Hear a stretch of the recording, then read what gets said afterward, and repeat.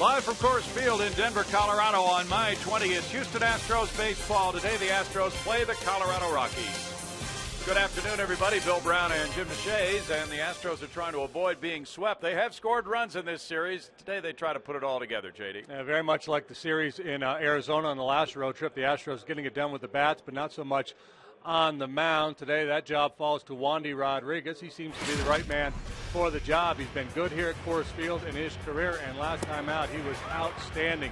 8 shutout innings against the San Francisco Giants. That curveball was tremendous for him from the first inning through the 8th inning. That's what the Rocky hitters are up against here this afternoon. So it's the veteran left-hander Wandy Rodriguez, 9-9 with a 3.31 ERA, up against Aaron Cook, the veteran right-handed sinker baller for the Rockies, and he's been awfully good against the Astros in his career, 4-1 through 9 starts.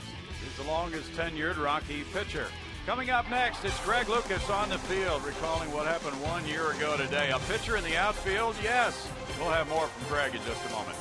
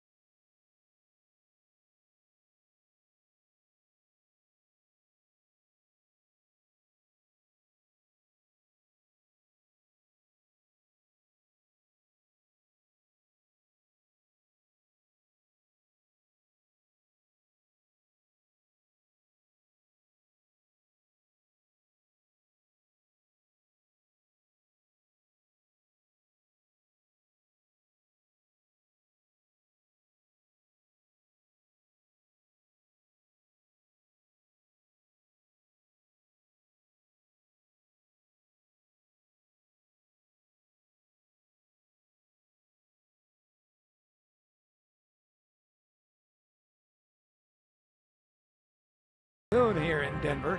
Temperature last check on the board said 88 degrees, low humidity and a nice breeze. So it's going to be a great afternoon for the final game of this series between the Astros and the Rockies. And Wandy Rodriguez will be on the mound for the Houston Astros. So far nothing has happened and maybe nothing will, but there's certainly been a lot of talk about the waiver wire and Wandy. But he's on the mound for the Astros today as the Astros try to get 1 game out of 3. Last night they lost, but there was a highlight. And the highlight was Wesley Wright coming in to pitch to a batter, then going to right field, then coming back to pitch to another batter. Been a lot of research done on this situation, and the best anyone can tell is that in 1999, Scott Ellerton may have been in the lineup. At least he was listed as a center fielder, but Jim Deshaies got on the telephone, talked to Larry Dierker, who was the manager at the time. Dirk didn't remember it, and we're wondering not whether that was a lineup procedural situation that he never actually played out there or not. the mystery continues. However, when we talk about this day in Astros history, brought to you by the MD Anderson Cancer Center, making cancer history, we remember an Astro pitcher in the outfield, although he wasn't an Astro anymore. He was a Philly. It was on this date in 2010. The Astros finished a 3-game sweep of the Phillies, winning 4-2 in 16. Chris Johnson's single did it. Roy Oswalt finished the game in left field. The Phillies were out of players after Ryan Howard was ejected. And as one would imagine, he had to make a play. And he did. He caught the ball in left field like he'd been out there all of his life. He said it was one of the big highlights of his career. His old teammates, of course, were appreciative of the effort that he put in. The Astros went on to win the game, and Roy with a big smile on his face. Not at the next inning, though, when he had to bat, because he ended the game. He was the last man out. That was this moment in Astros history 1 year ago today. You stay with us. This year's history will be made as Brad Mills sends his team on the field. Bill Brown and Jim Deshaies will have the call coming up on My 20.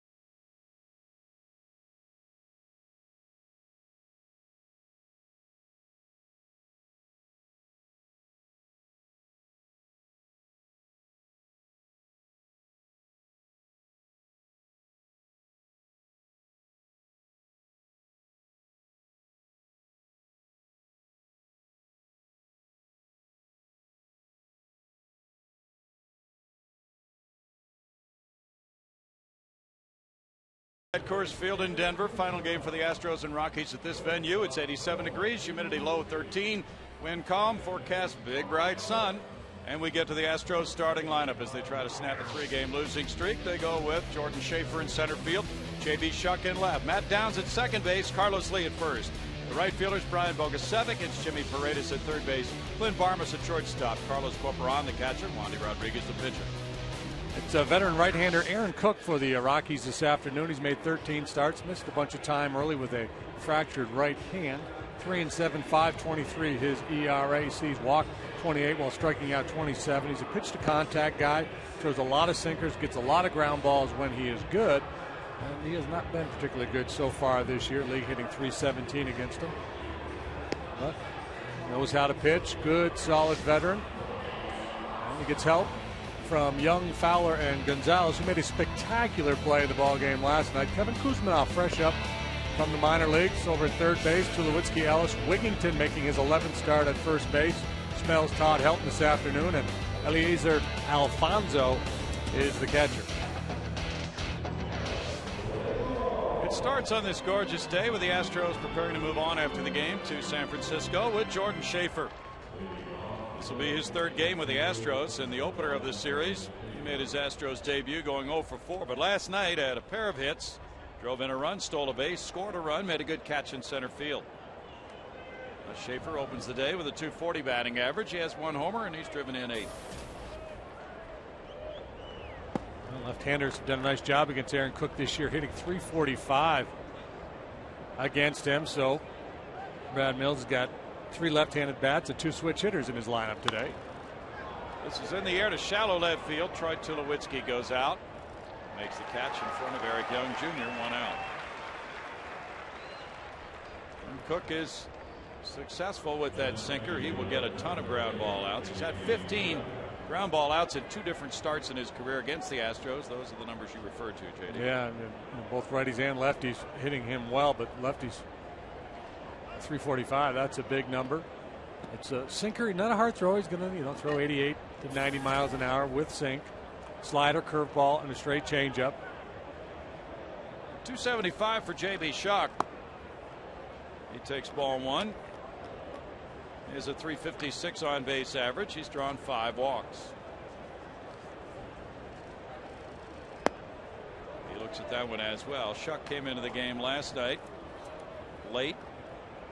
He had a pinch hit at bat in the opener Monday night and was retired in that one. Brad Mills hoping he can reach here with 1 out.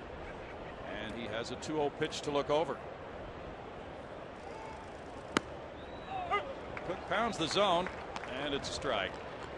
But Matt Downs on deck. The Astros have won 7 of their last 12 games here at Coors Field. Shuck takes ball 3.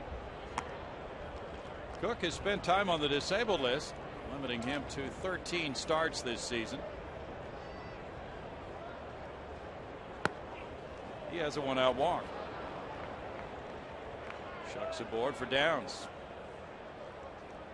And Matt Downs has thumped the ball as a pinch hitter this season. He came through last night with a 9th inning single in the Astros 8-6 loss. Hit a pinch 3-run homer in the 9th inning Monday night here.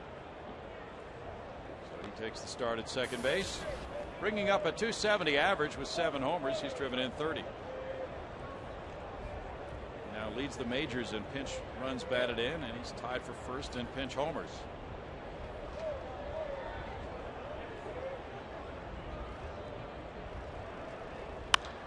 Downs gets underneath it. It's a fly ball out to Dexter Fowler in center. Shading his eyes. 2 outs. Shuck back to first for Carlos Lee. Well, Aaron Cook has been in the league a long time, but obviously most of these Astro hitters have not. So very few of the Astros on the current roster have seen much of Cook. Carlos Lee would be an exception. He's had 17 at bats against him, not particularly successful. 4 out of 17 with a home run. Carlos hit home run number 12 here last night. 69 runs batted in for El Caballo, a 4-game hitting streak right now for him. He leans back from ball 1. He was talking about Wesley Wright going out to play right field last night. Wesley ran by Carlos. Carlos said, "Where are you going?"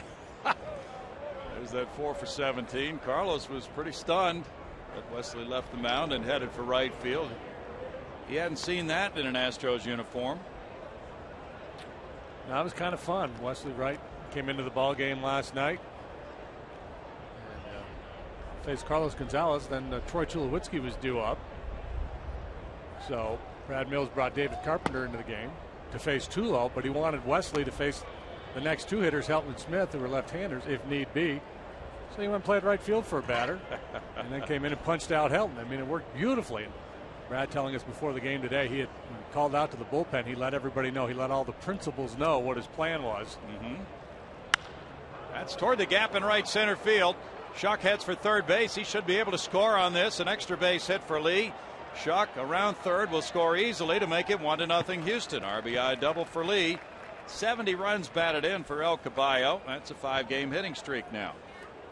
The Astros draw first blood for the first time in this series. Scoreless in the first inning in the opener, and then the Rockies dropped a 6 spot on Brett Myers in the bottom of the first. Last night the Astros went out 1-2-3, and then the Rocks scored a couple off Bud Norris. So for the first time in this series, the Astros have the first lead. No doubt Clark was going to send Shuck on that ball into the alley. He runs well. A lot of extra bases to be had here in this big ballpark. 29 doubles for El Caballo now, and he's aboard for Brian Bogusevic. month of August has seen the emergence of Brian Bogusevic. He shoots a line drive to left. That's a hit in front of Young. Stop sign at third for Lee. A sharp single for Bogey. He was at 308 before that hit. That makes him 5 for 9 in this series now, and he is looking like a guy who wants to put a stranglehold on that right field job for the future. 2 men on for Jimmy Paredes now.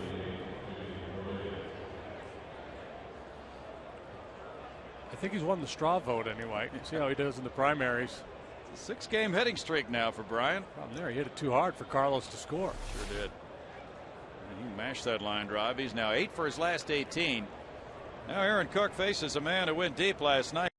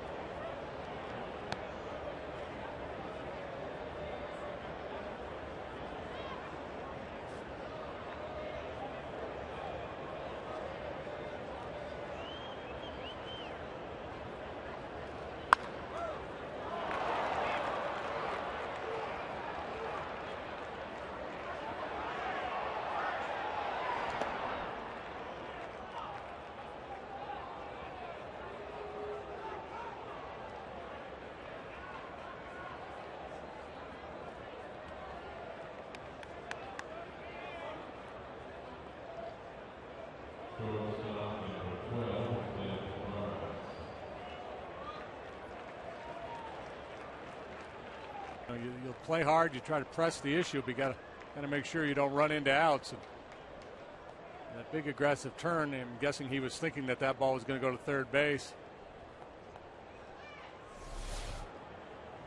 Now the former Rocky Clint Barmas tries for the 4th straight hit in the inning. All with 2 outs. Barmas at 248 with 8 homers, has 26 driven in. The throw goes over on Paredes, who is 2 for 4 in base stealing. Catcher Alfonso has thrown out 4 of 10 attempting to steal. And Cook over the years been pretty good at controlling the running game when he's on the mound. There's only been 1 steal against him in 4 tries this year.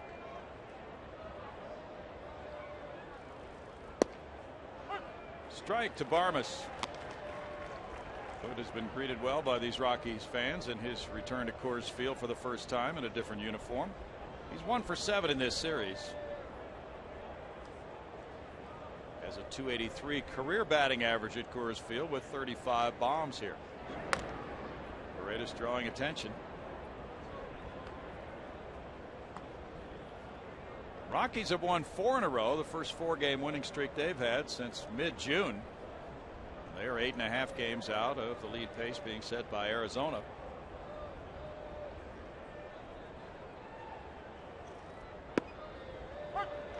It's 0-2 to Barmas.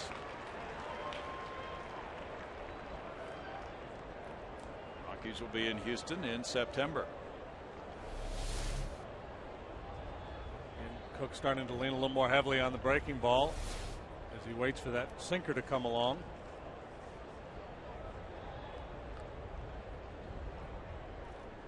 Cook takes a look over. With that 4-1 lifetime record against Houston, a 3.70 ERA. He's done a lot of fine work over the years against the Astros. Cook, one of those homegrown talents, 2nd-round pick in '97 from Fort Campbell, Kentucky. To high school in Ohio, played for a state championship team there. In the air, foul and out of play. Cook last year had a right big toe injury, was on the disabled list. That limited him to 23 starts. He was 6-8 with a 5.08 ERA, and this year somewhat similar, a finger injury this year. Got hurt in spring training. He's been on the DL a bunch in his career. Had an embolism a few years back.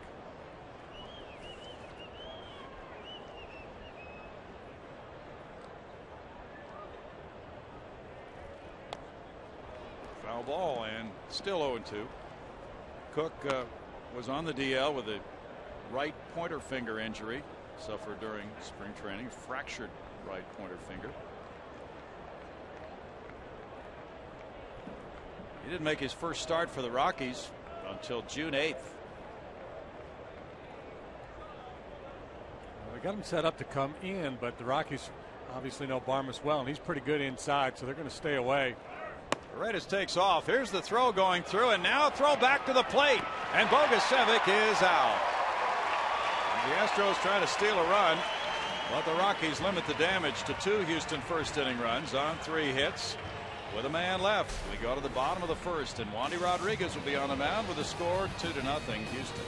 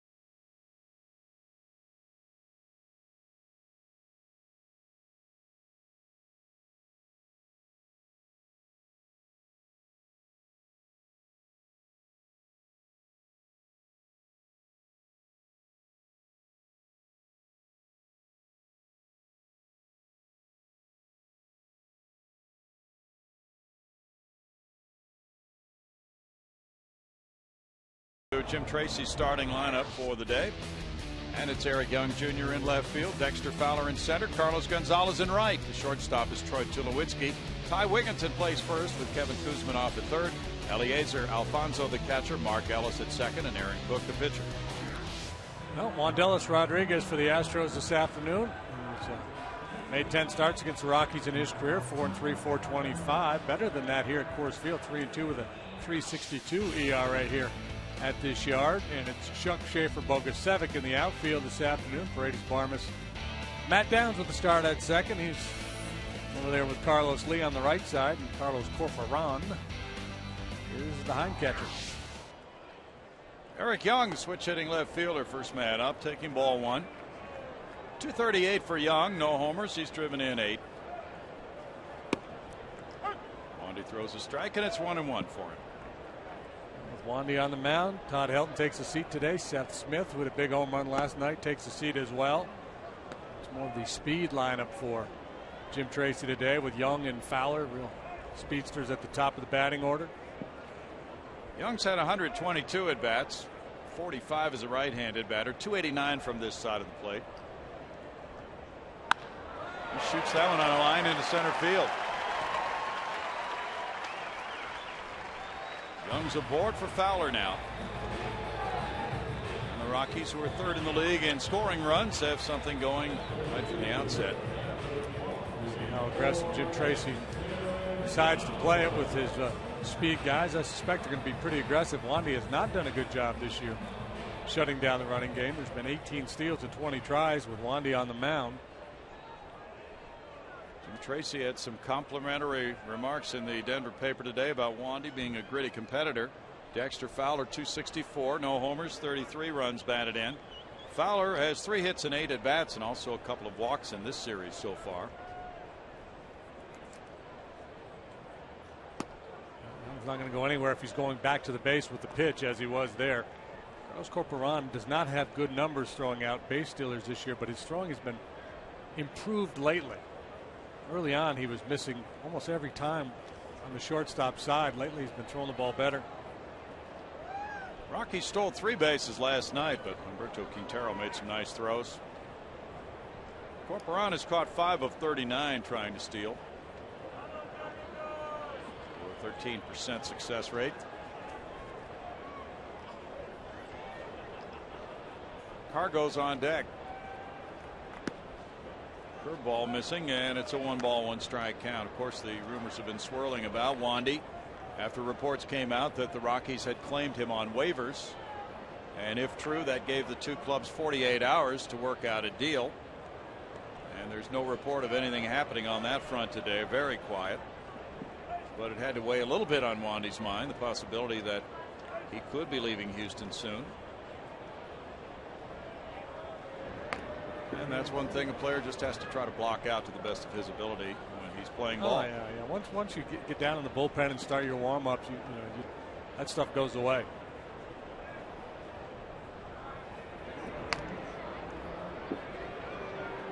Young is 15 for 17 in steals.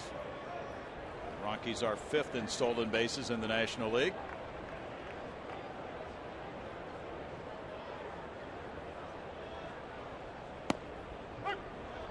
That's a strike, and that makes it 1-2. But the Rockies are hanging there, 8.5 games back, not out of it, but they would need obviously a furious finish, so that's why they would be shopping for help, and they have a pretty young starting rotation right now. 7 pitches for Wandy to Fowler. Rolled over on it, and he fouled it. Still a 1-ball 2-strike count. Fowler's hit .321 since the 19th of July. He had to be sent to the minor leagues earlier this season for some incorporation of the lower body into his batting style, and that went well for him. As JD mentioned, another of these switch hitters. He's a .271 right-handed batter, just 9 points higher than his left-handed average.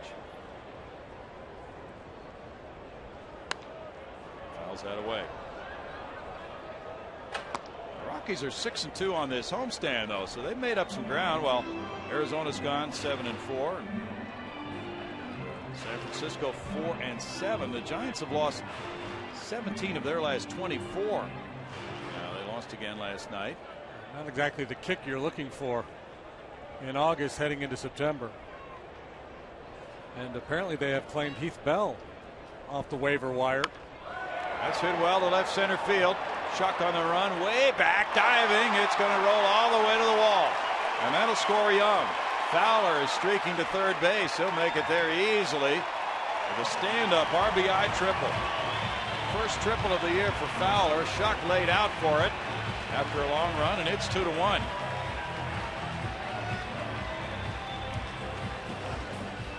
Chuck did a good job of getting into a position to try for the diving catch.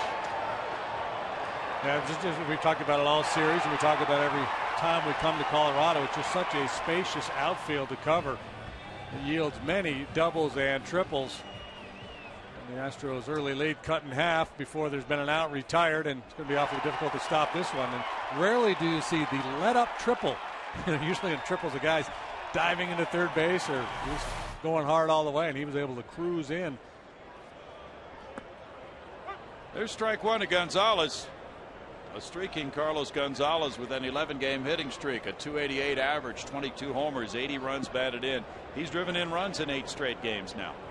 Infielders play back except for Paredes at third. Well, he's been nails on left-handers this year. They're hitting .235 against him. They have not hit a home run against him. All 17 long balls he's allowed have been to right-handed hitters. Carlos Gonzalez has hit .237 against southpaws. 2 balls and a strike. It's a nice homestand for the Rockies with 4 homers, 15 runs batted in, 9 runs scored in 8 games. When you're a left-handed hitter and you're up against a tough left-handed pitcher, you love these situations. You got a chance to contribute. You just put the ball in play, hit a little routine ground ball somewhere, you get a run home. And he got a run home for the 9th straight game. Gonzalez drives in run number 2 to tie the game 2-2, and that's his 81st run batted in, a 12-game hitting streak for Gonzalez. I chuckle only because game on, here we go again. Yeah. At Coors Field. And not only did he get the run home, but a little bit more than a routine ground ball. It was a ground ball with a lot of pace that found a hole. Turns in an RBI single for Cargo, and you got to keep an eye on him too. He's 17 for 21 in steals. Doug Brokale running down some notes, and it's Tulowitzki batting. Broke would be thrilled to get out of Denver. The pitching coach, he wears it like with the pitchers. He feels their pain, when they're pitching in this ballpark. That all changes when you move to San Francisco, and one of the most pitcher-friendly environments in all of baseball. Be a happier guy there. That's to left field. Shuck is backing.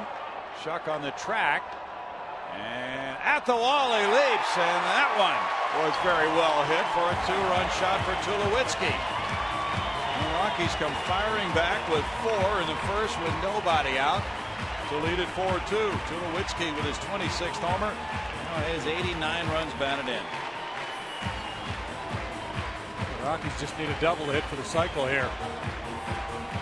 Single, triple, single home run off Wandy, who was as good as can be last time out with 8 shutout innings. He's been good on the road this year. Just been a good, consistent pitcher pretty much all year long. This ball not really all that well hit, but in the light air, he got just enough of it.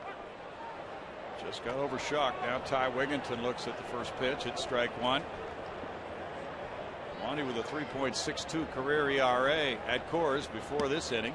And you got to, when you pitch here, you got to just forget about the ERA and know that you got a chance to have a rough outing, but you got to battle. You got to give some quality innings, save the bullpen, assume your team's going to score some runs.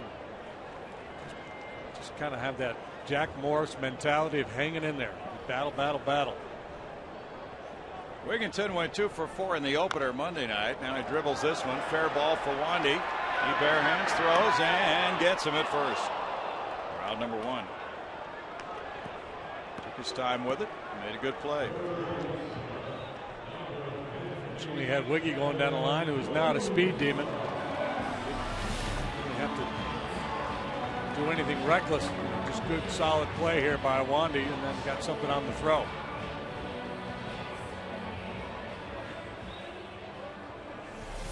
Now the crushing Russian, Kevin Kuzminoff, 30 years old.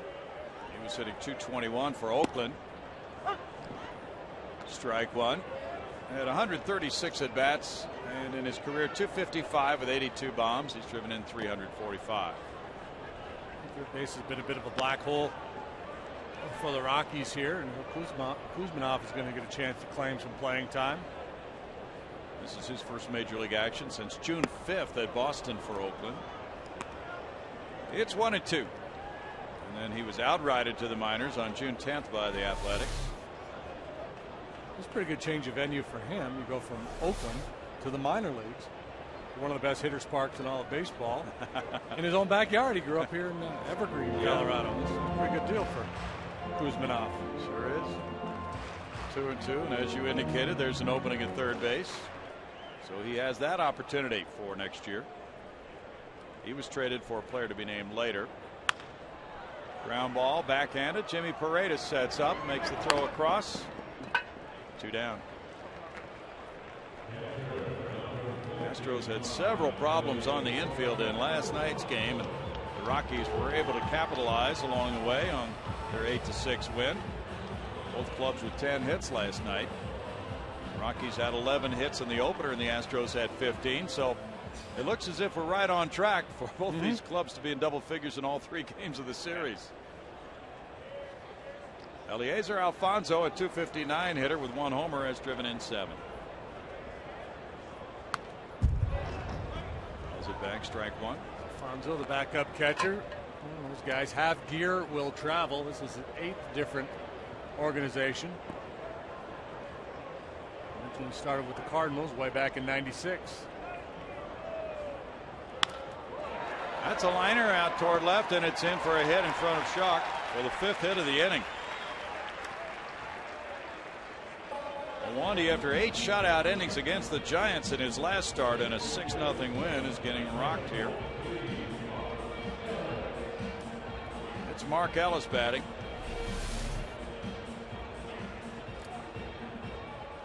Swing the bat a little bit.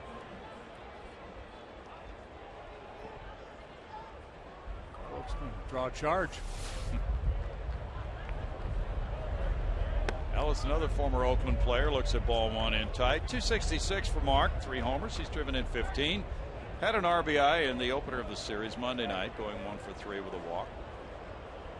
Ellis, 34 years old. He was drafted by Kansas City in '99.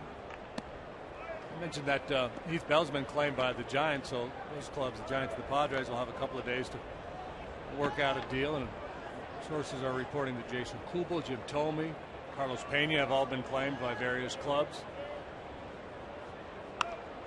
Popped up. Corporon back. We'll get to it.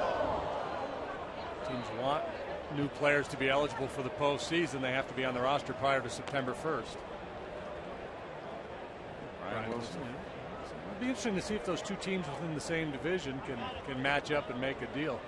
Bell, of course, will be a free agent at the end of the year, so kind of a rental player, so the Padres would not expect to get a whole lot in return. I guess depending on the nature of Wilson's injury and how desperate the Giants are. True.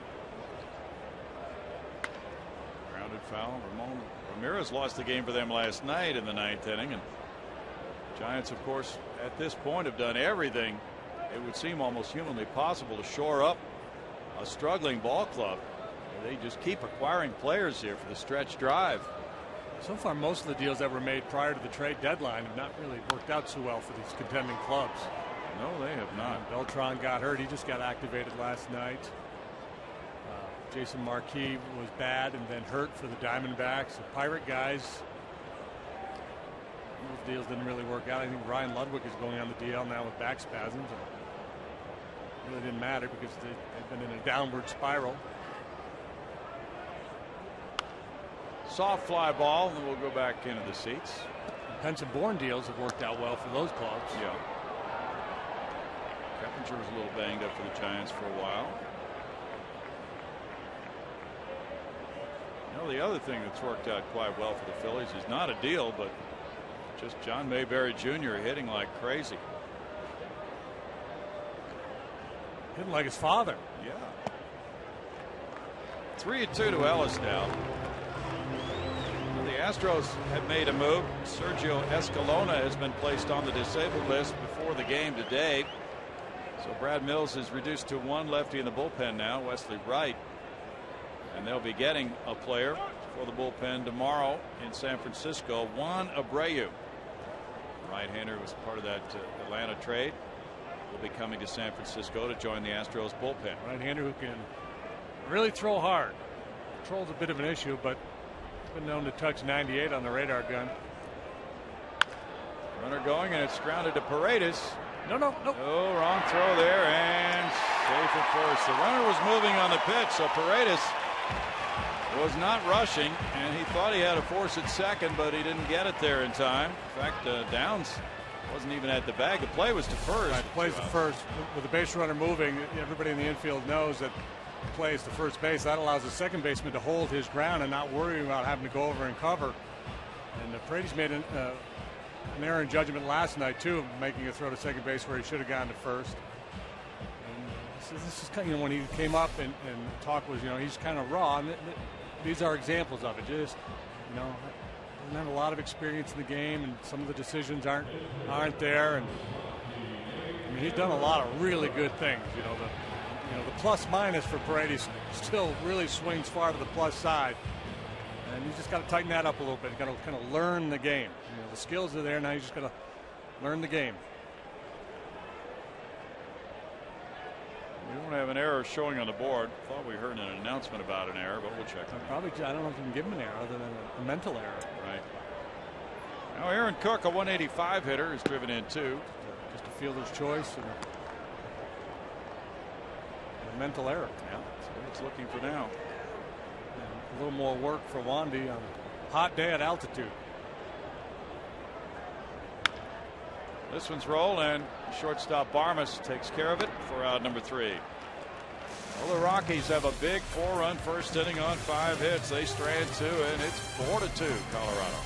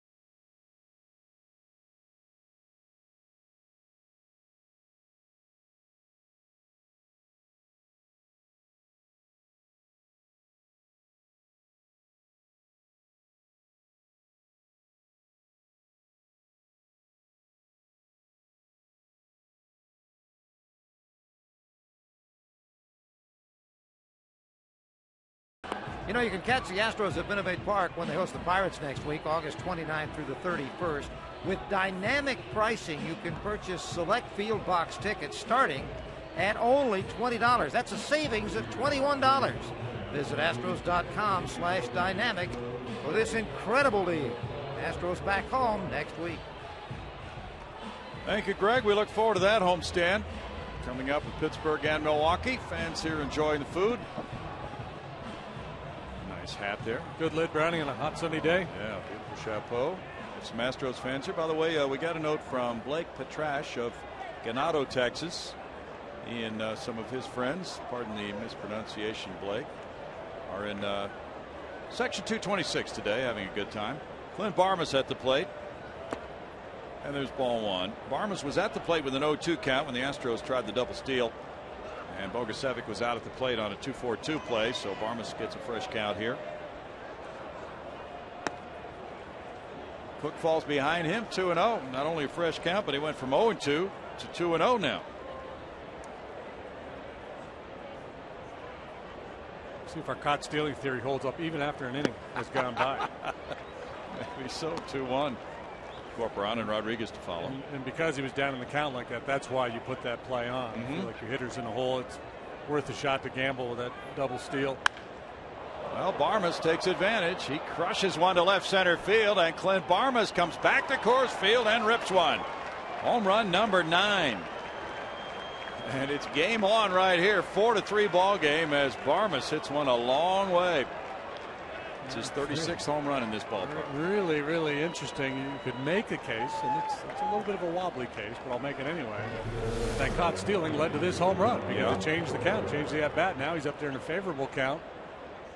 And Capaya. Well, the Astros have hit 5 homers in this series now.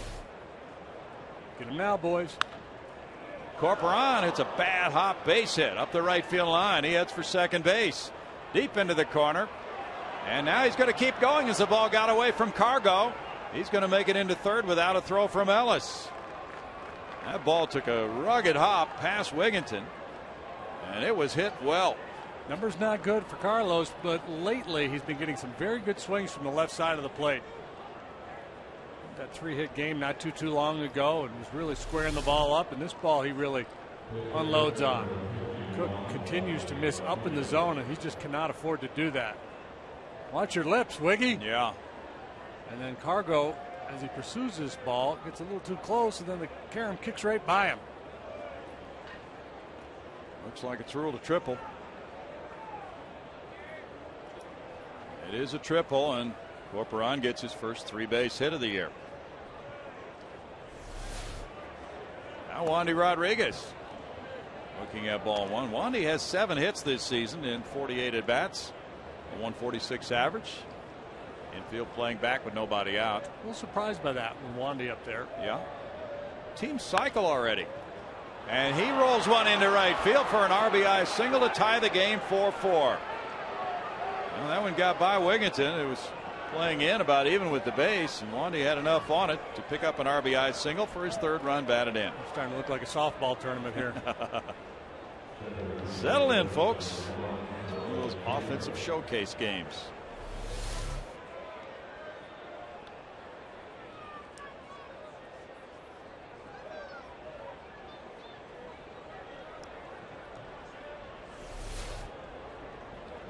Corporon looked gassed on that triple. He came in to score the tying run. Now it's Schaefer batting with strike one. Last time out, Cook beat Florida here a week ago with a very good effort. 7 2/3 innings, allowing 9 hits, 3 runs. So it was a bit of an afterthought. Which finger did he hurt? It's the index finger on the pitching hand. No, Schaefer. Oh, Schaefer. The middle finger on the throwing hand. Because that's the one he was just messing with after that swing. Okay. Greg Lucas is our expert on that.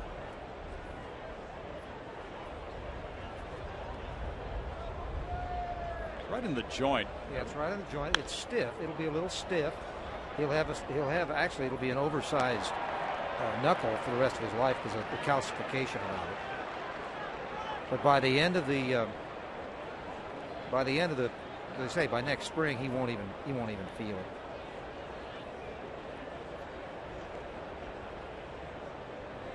A good game last night. Hit a couple balls well.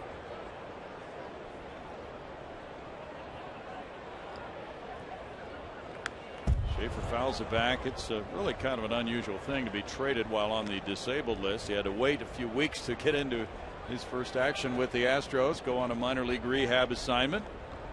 So probably a pretty unsettling time for Jordan.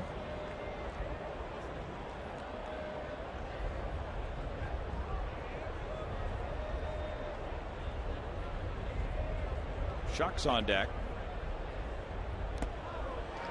And a foul tip, strikeout. Gives Cook his first strikeout of the game, out number 1. And not a big strikeout guy. That's only his 28th this year and 77 innings of work.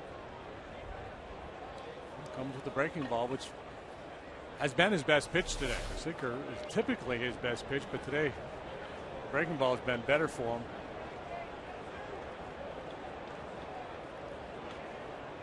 J.B. Shuck walked and scored on the double by Carlos Lee. There's one out, and the relay makes it a double play. Cook cleans up the inning after the Astros tie it, scoring 2 runs on 3 hits, and it's 4-4 with a long ball from Barmas.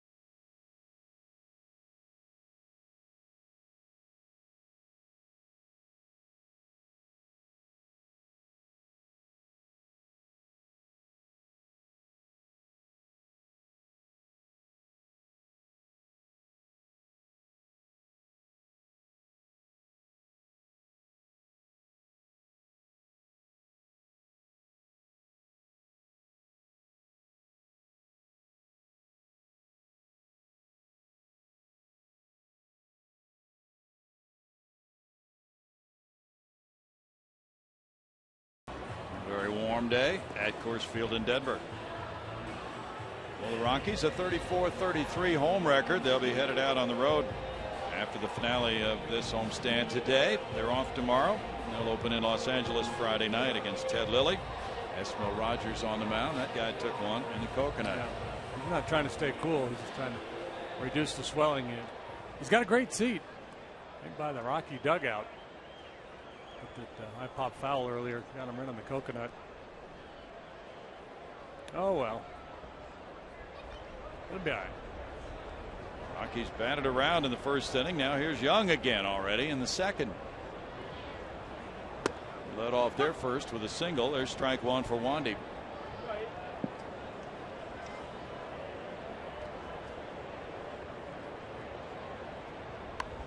Bunted, and Wandy bare hands throws and gets him on a good stretch by Lee. Young got that ball deadened. That's out number one. He's a cat coming off that mound.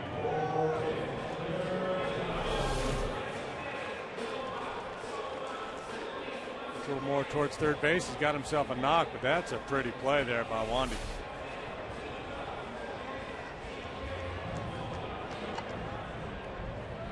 Young retired. Now it's Fowler. Fowler with the RBI triple in the first inning. Hit the ball to the spacious left center field area. That's ball one to him.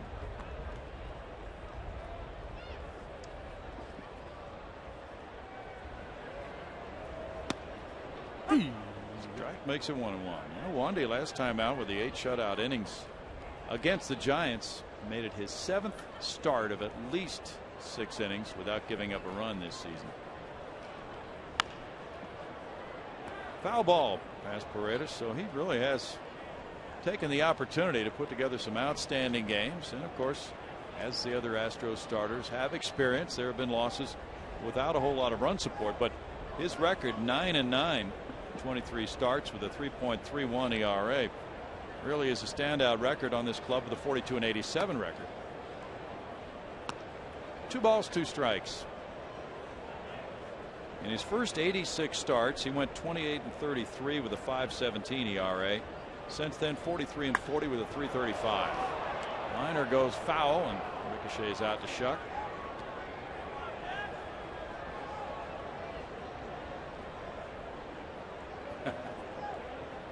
Now that area high atop center field is called the rock pile. I believe tickets up there are $1 the day of the game, aren't they, JD? Sounds good, Browning. Used to be anyway. As we all know, inflation has not come yet. Matt Downs to his left makes the play for out number 2. All right, get your pens and paper out at home since school has started. Okay. This is straight out of the Astros media notes, and this question will be answered next inning. Wandy is one of only 7 pitchers in franchise history to record 9+ wins in 7 or more seasons. So the question is, scribble down as many of those 7 pitchers that you can think of. Okay. So 6 beside Wandy. Gonzalez fouls it away. There's strike one. He had the RBI single in the first inning.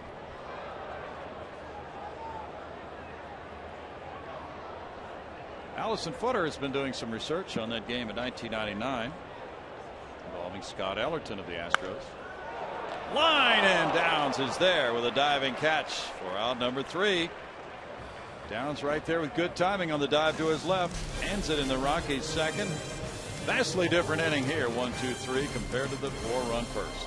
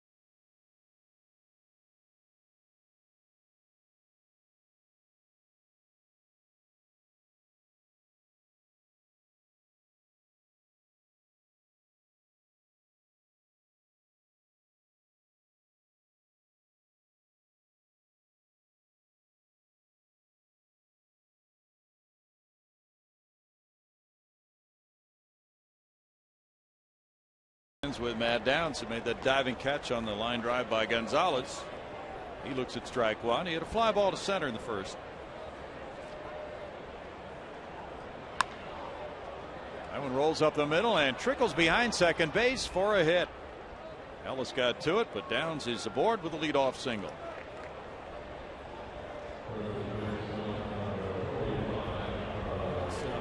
Cook's game plan to try to induce weak ground balls. He got one, but not able to push it right through the middle. Didn't hit it all that hard, but effective. He is hitting .500 in August. 12 for 24. Carlos Lee had the RBI double in the first inning. Taking strike one. Just looking at the numbers on Abreu, Juan will be promoted and will make his major league debut whenever he pitches in a game for the Astros. He'll be joining the club tomorrow night in San Francisco. 26-year-old right-hander. 1 ball, 1 strike. As you said, he's a hard thrower at Gwinnett, the AAA affiliate of the Braves. He was 4-2 with 1 save, a 2.25 ERA, and struck out 68 in 48 innings. That's rather beastly. Yes, it is. So he will replace the injured Sergio Escalona, who has elbow tendonitis. Line shot to left. Young back. Young catches it after an uncertain moment. 1 out. Good swing. Ball was crushed. Here's a look at Juan.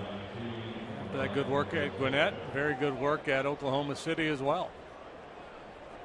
$186 there.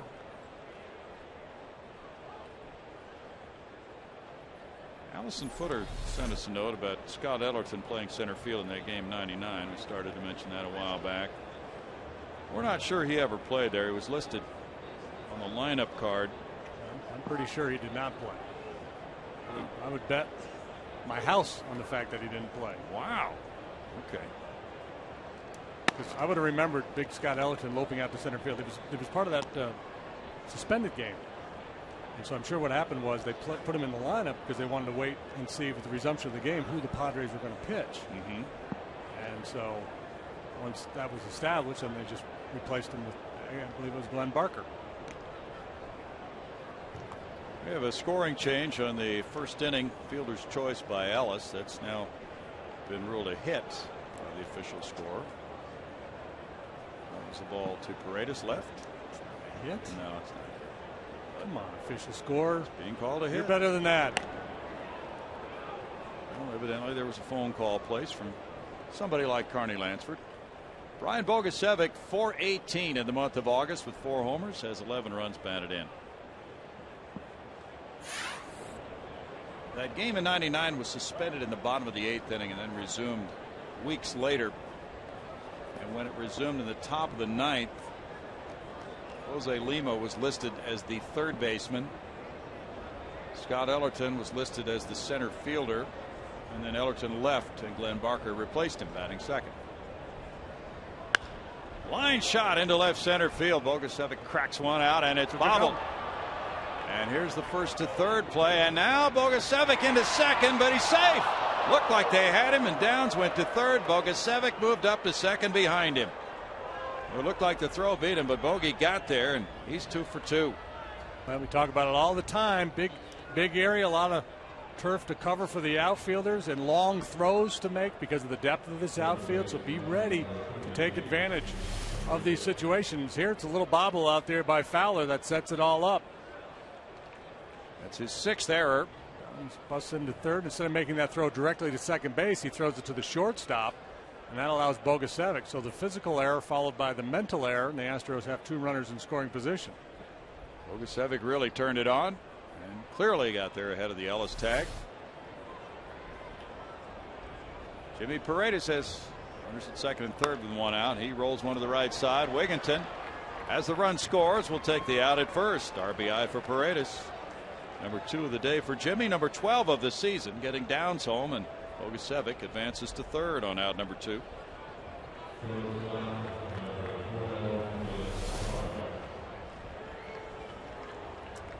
that's huge. You know, Cook's such a ground ball pitcher, and first and second probably don't get a double play on that ball, but the Astros certainly don't get a run on that ball. True. Clint Barmas, he homered in the second inning. In the hole here, Tulowitzki. This is his specialty, and he gets him. It's 1 run, 2 hits, 1 error, and 1 left for the Astros. They lead it 5-4 in the third.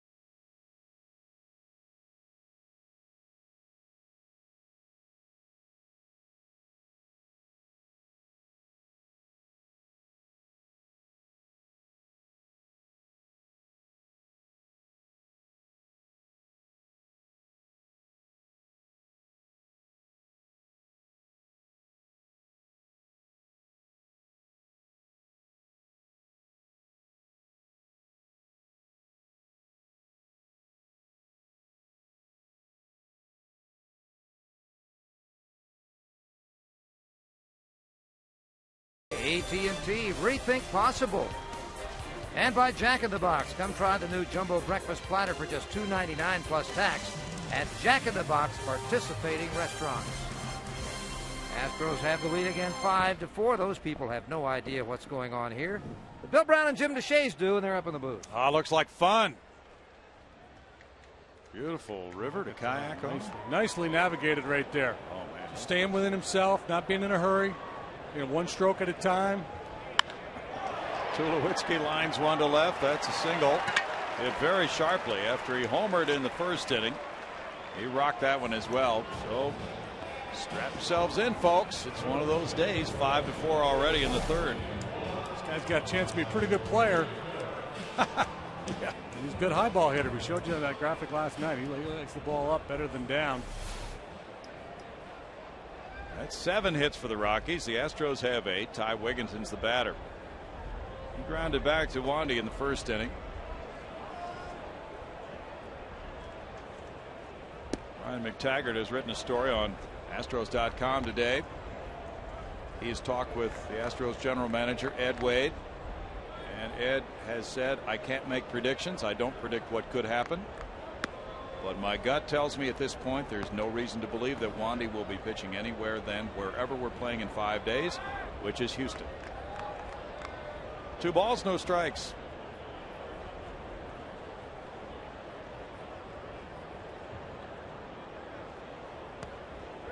And, you asked earlier about Wandy's mindset coming into the start with all the rumors circulating, and that being the case, I would imagine that was conveyed to Wandy before this game to help put his mind at ease.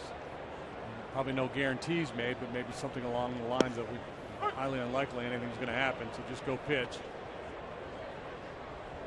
3-1. You ready to reveal the answers to your quiz yet? Oh, yeah, thank you. I've forgotten all about that. There's nothing worse than a teacher that assigns homework and then you do it and he doesn't collect it. Oh, Wigginson walks. To refresh. The question was, Wandy has now won at least 9 games in each of his 7 major league seasons.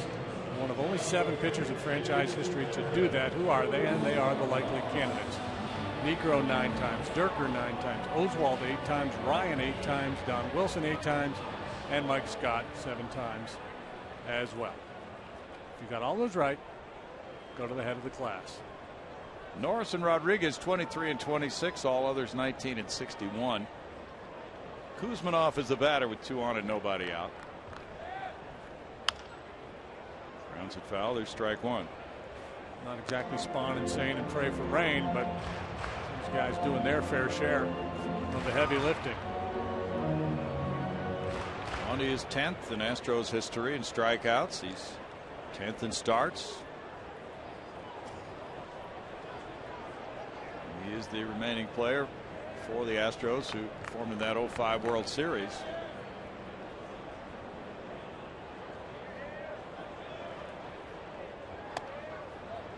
One ball, one strike.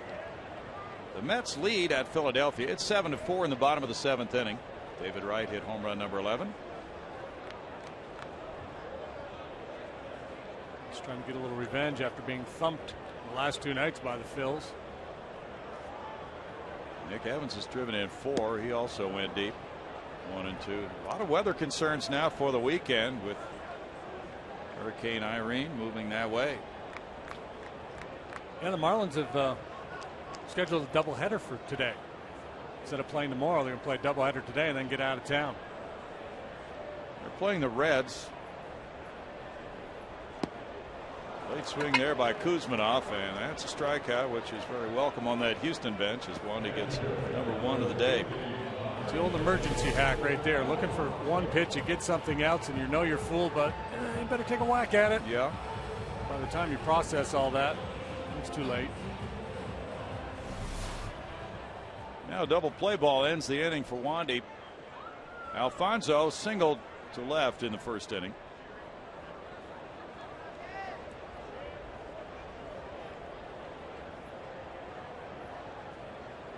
Mike Pelfrey started for the Mets. Kyle Kendrick got the start for the Phillies today. Pirates beat the Brewers 2-0. Just slowing down the Brew Crew. Who pitched? Grilly got the win. Assuming that's Jason Grilly, the veteran reliever. Yeah. Did he get a spot start? No, he didn't. A fellow by the name of Thompson started, went 4 1/3, then Grilly came out of the pen. Okay. I'll have to check on that. Beat Sean Markham, who pitched well, allowed just 2 runs in 6 innings. Fly ball goes to right. Bogusevic backing on it with a runner returning to tag at second. Here's the catch. Tulowitzki will advance easily to third on out number 2.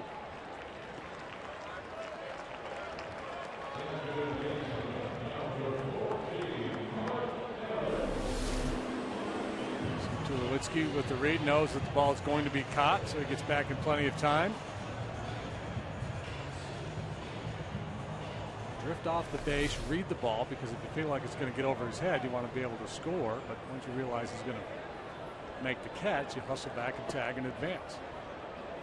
Aaron Thompson. Aaron Thompson. Don't know him. It's his first start. 24-year-old left-hander. Okay. Kevin Correa just went on the DL for the Buccos. Mark Ellis was credited with a single his first time up. And a ground ball to Paredes. There's strike 1. That was a gift hit. Dodgers 7, Cardinals 1. They played 5 in St. Louis. Fading Redbirds started Jaime Garcia. He gave up 7 earnings in 5 innings. Kuroda pitching for LA. It's all falling apart in St. Louis. Oh, isn't it though? Everything is not up to date across the state from Kansas City. And the Cardinals are 10 games back in Milwaukee going into play today. As you indicated, Milwaukee has lost.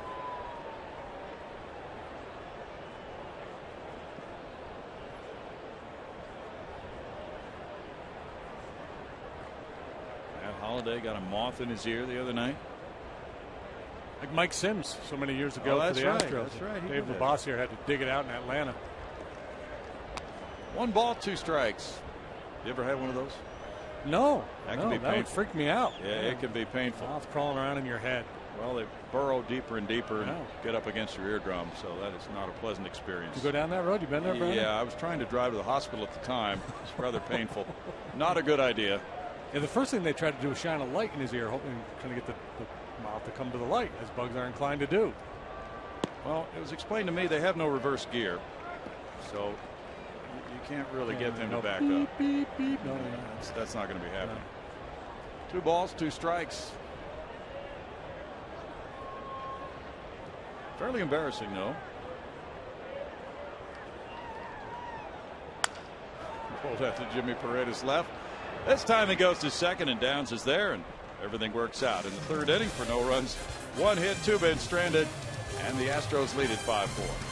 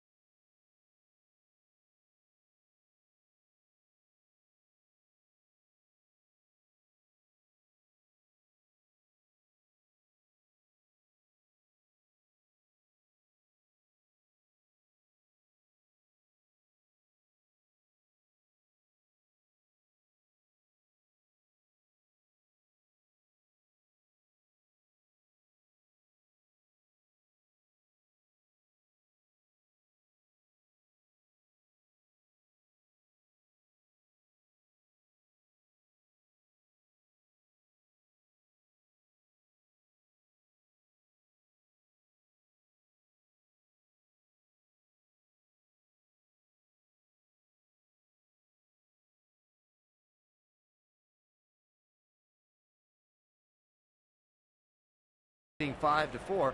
You know, you can join the Astros for the second dog day of the 2011 season on Sunday, September 4th. Purchase the ticket package at astros.com/dogday and score bullpen box seats for you and your dog, an Astros dog leash, and great pregame activities. It's all only $40. Visit astros.com/dogday today. Fans who do that really have fun teaching their dogs baseball. It's a good opportunity to instruct. Oh, yeah. Carlos Corporan just took strike one. He tripled in the second. Fetch. Dogs running all over the field. Long history with dogs in baseball. Yeah, you told that story the other night. Yeah, the Chicken Wolf hitting the ball to center field, and the outfielder was tracking it down, and then the dog who had been sleeping by the outfield fence ran and bit him in the leg, and the hitter circled the bases. Chicken Wolf did. Chicken Wolf. Kansas played a little more loosely there back in the late 1800s. 2 balls, 2 strikes.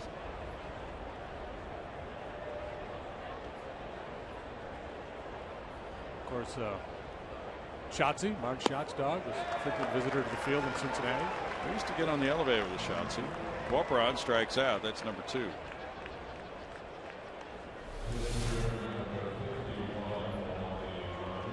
Maybe time to come up with our all-dog team, Brownie. Okay. That's a good one. Let's think about that. Mutt somebody, didn't they? Yeah, there were Mutt Jones or somebody like that. Sure. Russ Springer. Nice. We have Wandy going for the Downs. He had the RBI single in the second inning. Took a big cut there. Angela Bassett will sing the national anthem for us. Dane Org be on our club. Shepard Smith will throw out the first pitch.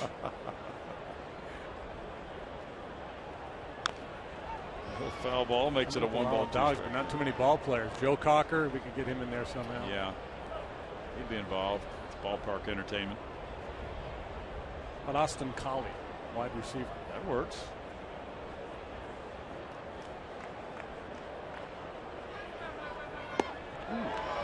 Curveball is a better pitch for him than the sinker so far today. Yeah, he's been elevating that fastball, the sinker. It's generally not a good plan. The high sinker tends not to work too well. One reason apparently the Rockies were open, according to reports, to adding Wandy Rodriguez to their club is that they have room on the payroll for him, and that room could be created by Aaron Cook not being around. He has a mutual $11 million option for next year, but the Rockies, according to the Denver Post, aren't about to exercise it. So that would be about the same kind of money that Wandy is making for next year. Schaefer takes that one, and it's 2-0. But again, Ed Wade has said that it's highly unlikely Wandy will be moving to another club. But a good chance that he would be moved this winter, I would think. There's a line shot, Lowbridge and Cook. Schaefer right on that pitch. 2-out single for the leadoff man. He's aboard for Schuck now. Base runners in every inning for the Astros. It's pretty much been the norm in this series for both clubs. There's been very few clean 3-up, 3-down innings.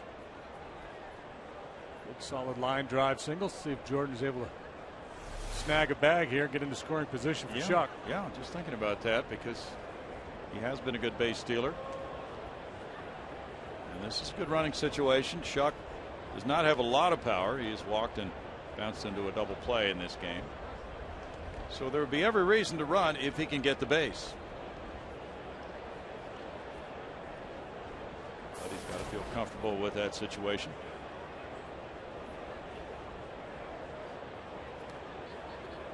Schaefer was 9 for 17 at AAA last year for the Braves in base stealing.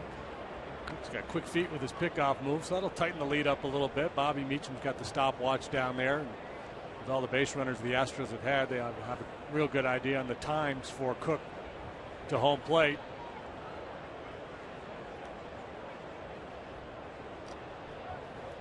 Cook's really working on Schaefer. Schaefer made his major league debut opening day of '09 for the Braves. Hit a home run in his first major league at bat. Off Brett Myers, I believe. You're right.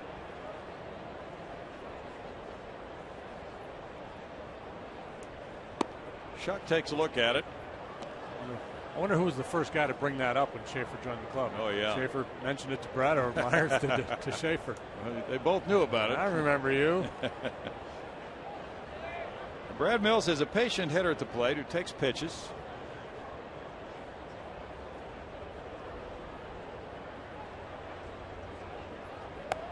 Schuck looks at it. It's a strike. It's 1-1. Closer and closer to that September 1st date when rosters can be expanded to as many as 40. At Double-A Corpus Christi last night, it was quite a game for Brett Oberholzer, one of the youngsters who came from the Braves in that trade for Michael Bourne. It's a fine game last night. Schaefer dives back in. 7 2/3 scoreless innings last night. He led Corpus to a 5-0 shutout win over Midland. He struck out 7. It's about all the kids acquired in those deals really performing at a high level. Yes. The Cozart kid who came from the Phillies, 6 innings of 1-hit ball last time out. He's been dominant in most of his starts. Paul Clemens, yeah, pitched very well. Line shot goes foul. Singleton's hit 4 home runs already at Lancaster. Clemens 8-5 with a 3.22 ERA. 4 starts at Corpus. He's 2-0 there with a 1.05. And the other guys you talked about, Singleton is flourishing. Cozart hasn't won yet, but he's had a number of good starts. One bad one, the rest really good. Last night, Singleton was 3 for 4.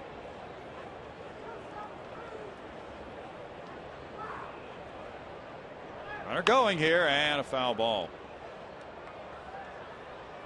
On 1-2, Schaefer took off. Yeah, and that's the thing. You know, early in the count, a hitter like Schuck could take a pitch to allow you to try to steal, but once he's got 2 strikes, he can't afford to look at strike 3. So he's got to be willing to take a whack at anything close.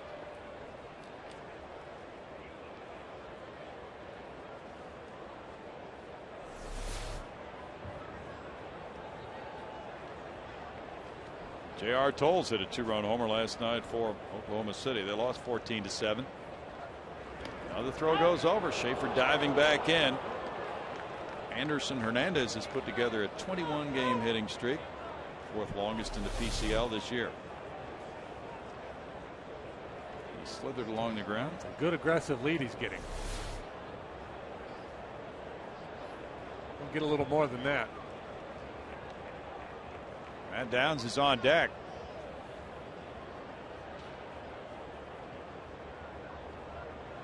Cook takes a look over. Clearly he's got his attention.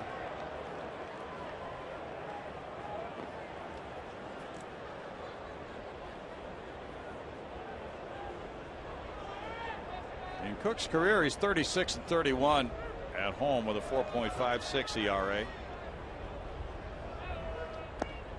Tough place to pitch. 2 balls, 2 strikes. Jason Jennings was a first-round draft choice of the Rockies. Sinker ball type guy for them. In the early years, they had Kevin Ritz, right-handed sinker baller. Usually they try to develop those guys who either have tremendous strikeout potential or can keep the ball on the ground.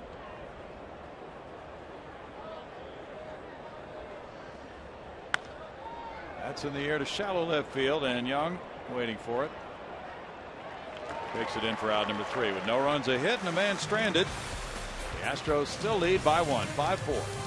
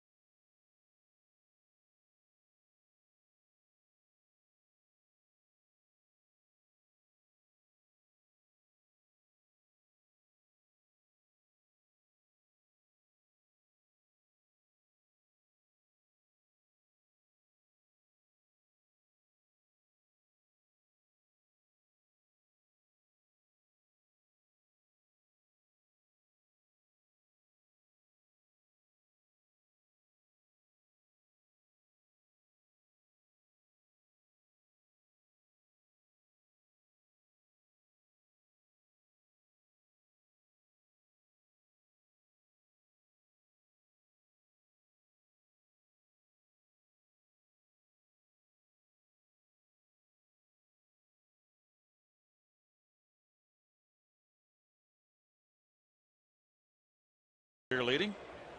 It is 5-4. Houston leading. And right now he's cheering for Wandy Rodriguez, who throws ball 1 to Aaron Cook. Cook grounded out in the first inning when the Rockies sent 9 men to the plate. 4 of them scored on 6 hits. After that, Wandy had a 1-2-3 second. Escaped a jam in the third with the first 2 men reaching. It's a 1-1 count now.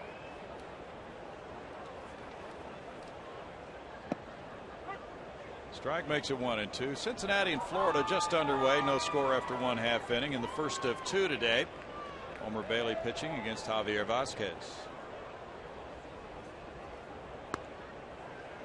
It's 2-2. The Reds will go back home next. They're trying to rush that series by moving a game up, which was scheduled to tomorrow, to double up today. Beat the Hurricane out of Miami. Rolled out to second base. Downs over to first, but I think the Marlins go to Philly or Washington. Either case, they're going to be headed into maybe some coming their way there too. Yeah. Brewers 24-5. JD. Yeah, they're playing great baseball. Beat today, but they have obviously taken command of the National League Central. 2 big night last night. Had a baby. Hit a home run. That's a pretty good day. Vance Worley has pitched very well, and the Phillies have responded, winning his last 12. Clayton Kershaw perhaps moving to the head of the class in the National League Cy Young race. But Gabby Sanchez, like so many of those Marlins, an up and down year for him, and right now he's in a bit of a downturn. Eric Young rolls it out to second base as well. Matt Downs, though, boots it. And Young will reach on the error by Downs, his 6th of the year. Speed error, maybe? Could be. Ball had some funky spin on it, but I think Matt took a peek to see where Young was to get a gauge of how quickly he had to try to unload this ball.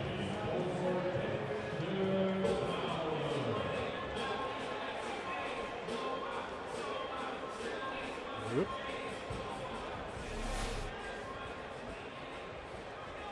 First error for the Astros. The Rockies have made one. Now it's Fowler. Fowler with the RBI triple and a ground out today. Giants are playing a night game at home against San Diego later. Tim Lincecum pitching. We're running.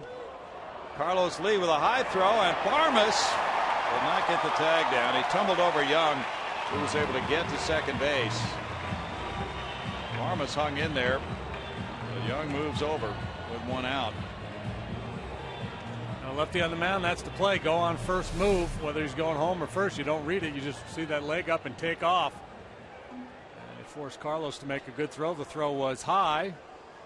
Didn't have much of an angle.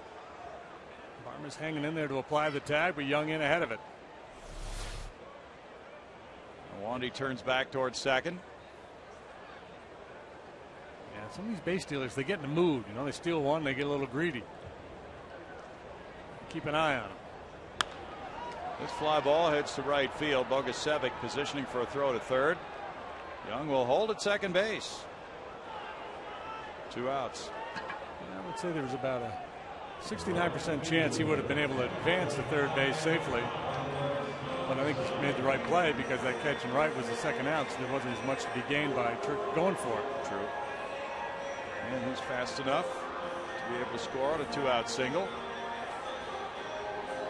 Gonzalez is 1 for 2.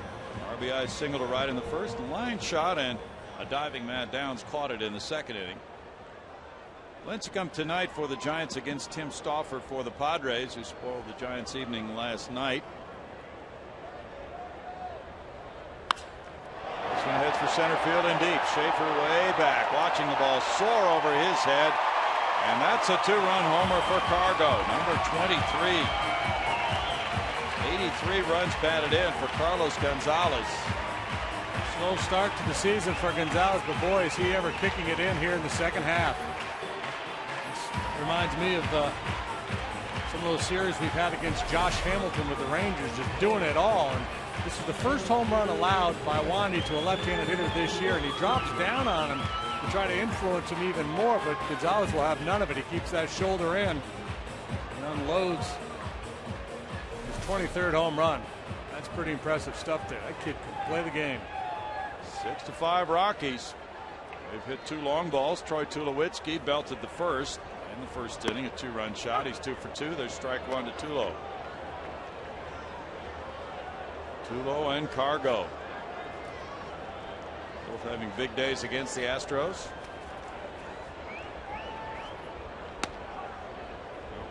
And again, the challenge for Wandy been going along nicely there since that first inning. These 2 runs will be unearned. But just tell yourself, you haven't given up 6. You're just in a 1-run game. That's how you think of it. You know, I'm not getting knocked around. I'm down 1 run. Got a chance to win a game. Just got to keep battling.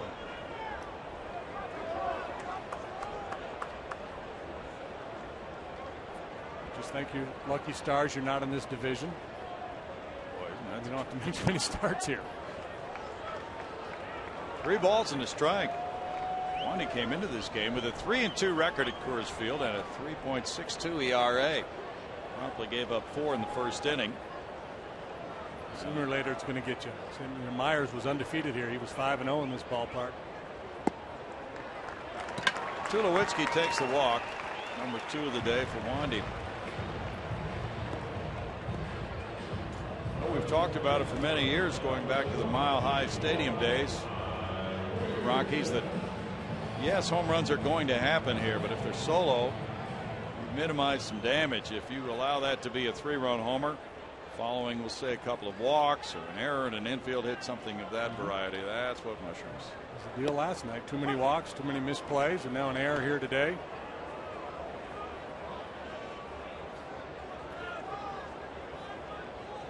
Wigginton grounded back to the pitcher, and then he walked.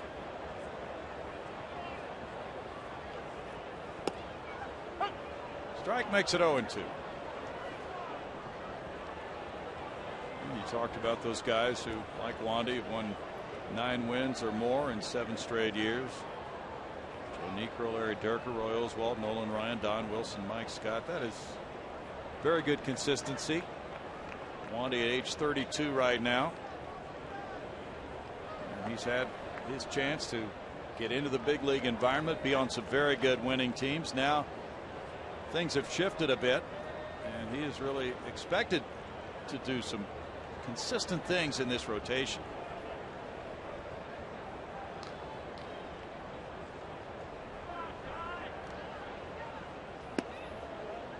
Missing there, and it's a 1-ball 2-strike count. And I would think the veteran guys on this club have to be a little bit heartened by the play of the younger players, because I think the thinking a month ago was probably, man, when are we going to be good again? And I'm not making any promises, but I'm just saying, the way these young players have played, I think the veterans are a little bit more encouraged. They're doing the walk-off there and not getting the call. 2-2.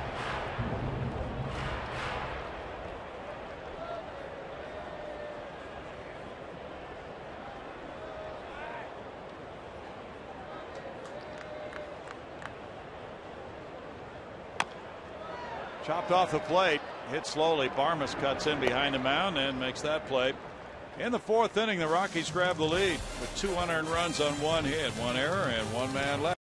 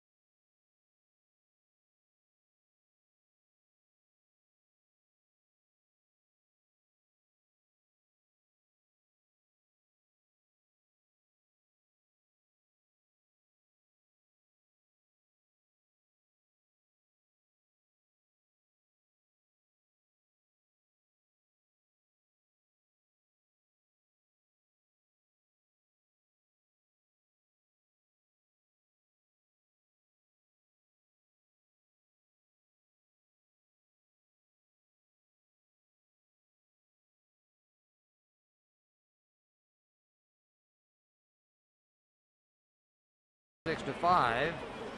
And we got something special coming up for you when the Astros host the Brewers Saturday, September 3rd. It's Hispanic Heritage Night, that's one thing. But the first 10,000 fans receive a Carlos Lee bobblehead courtesy of BBVA Compass. Buy your tickets today at Astros.com. There he is. That's in a classic stance, driving a line drive to the gap. Be one of those first 10,000 fans on September 3rd. Look forward to it, Greg. It's 6-5 now. The Rockies have given Aaron Cook the lead. Matt Downs taking ball 1, leads off the 5th inning. He singled and scored in the 3rd. He's 1 for 2. Lee and Bogusevic to follow in the Houston 5th. Been a lot of lead changes in this series. You bet. Astros had 3 leads last night. 1 ball, 1 strike. And they wound up losing 8-6. And it's really on the hitters usually in a series at Coors Field. It just keep on cranking. Past the diving third sacker Kuzminov, and that looks like a double for Downs. He hustles around first base. Fan reaches over and interferes with it. Downs is going to keep running, but he's going to be way back to second. Fan interference had been called, and Matt just kept going to third. Yeah, you did the right thing. Just go. No assumption. Tiger fan. Misplaced Tiger fan. Yeah. He's all giddy because his team's in first place. He can do anything he wants. Well, he can't pick up a foul ball. Come on, Tiger fan. Brad Mills out there to press his case for that. Perhaps this would have been a triple. It's not a lock that it's a double when it's interference. An umpire could rule otherwise. But almost always they're going to say this is 2 bases. Who does that guy think he is? Brandon Inge? Double for Downs. He's 2 for 3 today. That's his 15th 2-base hit. Good way to start the inning. Carlos Lee coming up. He had an RBI double in the first and lined out to left field in the third.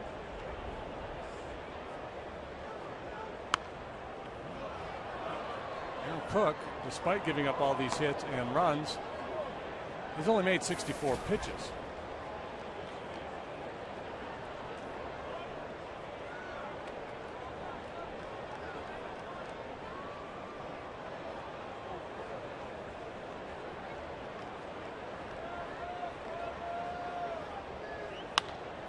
That one goes to center field.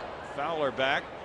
Downs is tagging. Fowler squaring away for a throw to third. Downs is going to move to third. And the throw is cut off by Tulo. One out. So Downs with good base running gets over for Bogusevic. Bogusevic's 2 for 2. It's interesting to contrast the styles of the managers in the various ballparks. When we play the Giants over the weekend, Chris Bochy, because his team has such a hard time scoring, will have his infield in probably very early in the game in situations like this. Normally that is not the case here at Coors Field. You just stay back, you protect against the big inning, you allow runs to score early. Now, a little bit of a hybrid defense set up here now by Jim Tracy. He's got his right side pull side in, and he's got Tulowitzki, the shortstop, back a little bit. Kuzminoff also back a step and off the line. In tight, there's ball one to Bogey. Happy birthday wishes go out to Brian McTaggart, MLB.com, and also Aaron Skelly.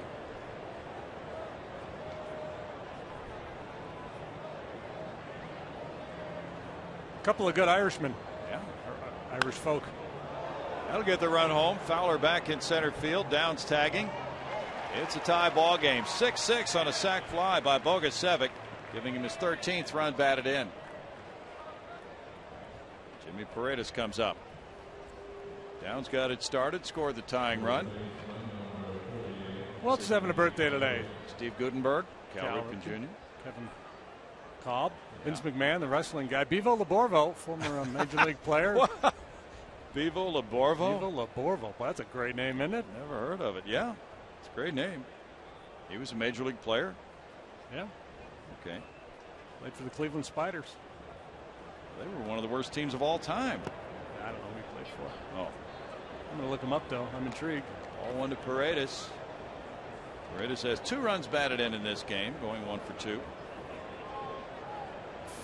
Bevo Laborvo. Should have played for the Longhorns. And it's Marcy's birthday, too. Happy birthday, Marcy. Marcy right here, stage manager.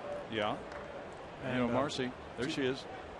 And she promised to bring us a cake for her birthday, but she didn't do that. But she did bring us some chocolate-covered bacon, which is one of the big deal. Well, I don't know if it's a big deal, but it's a deal. It's something that they have here in the concession stands.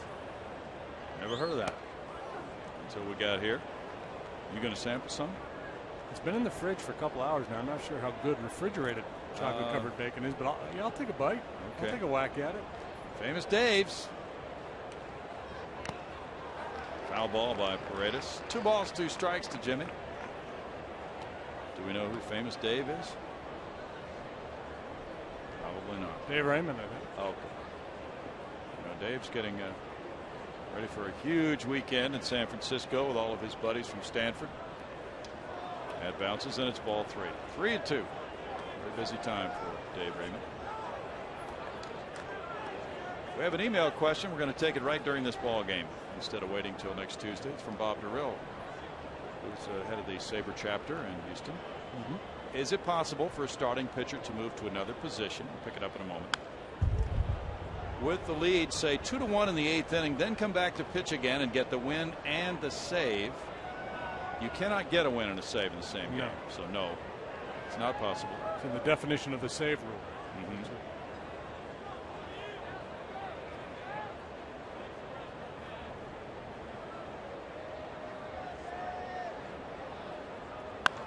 Line shot into center field. Good swing by Paredes.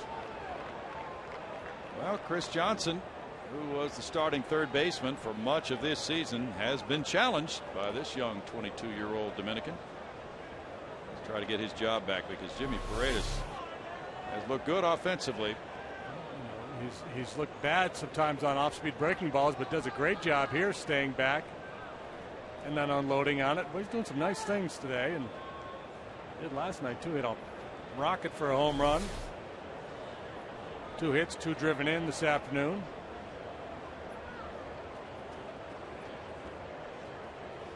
Mike Barnett has enjoyed working with these young guys, and the nice thing about it is there's some continuity going because Mike was the roving minor league hitting instructor, so he's worked with these young guys for a couple of years. Knows their swings, knows where they're at mentally. Clint Barmas ripped a homer in the 2nd inning, then he grounded out to short on a good play by Tulowitzki in the hole. You know, plays like that, Tulo makes them routinely, but other shortstops don't. It's a home run number 9 now for Clint Barmas. Who knows? He may end up leading the club. Well, let's see. Carlos says got 12. He might. Strike to Barmas.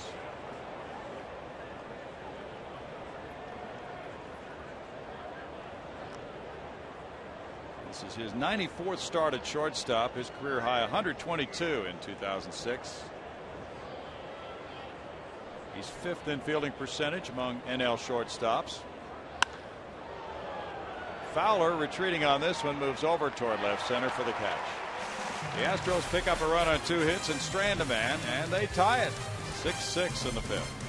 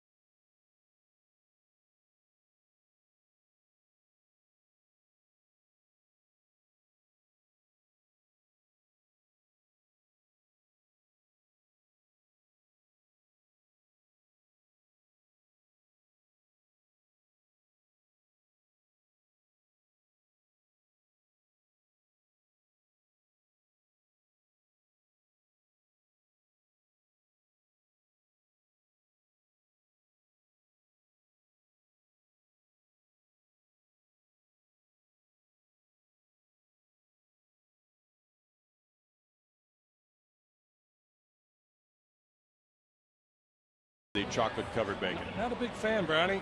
I'm not either. And I like chocolate. I like bacon. But they're better off in their own little worlds. It was 2 worlds colliding that should not have ever been merged. Yeah, we were agreeing on that anyway. Kuzmanov takes ball 1. I gave it a good chance. I gave it a good solid 3 bites. I gave it about 5 bites. Ground ball to Downs. 1 out. Just that shoots down the theory that anything covered in chocolate is good. Or anything deep fried. Yeah. Just something about it. It spoiled the chocolate to have bacon inside. And the bacon was real peppery. Yeah. To begin with. It was laced. It did wake us up though. It revived us here in the 5th inning. Nothing like a nice little 5th inning bacon covered in chocolate snack. 1 out, and here's Alfonso. Alfonso is 1 for 2. Pitch high from Wandy Rodriguez. It's ball 1. Wandy's at 84 pitches. 52 have been strikes. He survived a 4-run first. And that happened Monday night when Brett Myers survived a 6-run first to go 5 innings, giving up 7 runs. So that's the real challenge pitching here, especially. 2-0. Yeah. I mean, it's great if you can come in here and pitch a low-run game and dominate the opposition, but the likelihood that you're going to do it is not that high, so you just have to tell yourself before the game. Battle mode. Yeah. 3-0. Just, make your bogeys. Take your medicine. Yeah, stay away from those quadruple bogeys. Alfonso takes a 4-pitch walk. Walk Alfonso. No. It's a third walk, and it brings up Ellis. 87 pitches now for Wandy. And as we mentioned, it's not Houston hot here today, but it's been very warm. I heard on the news last night that I got to 98 yesterday. And Diane told me earlier she heard like 103 somewhere around the Metro Denver area. It's probably 95 right now.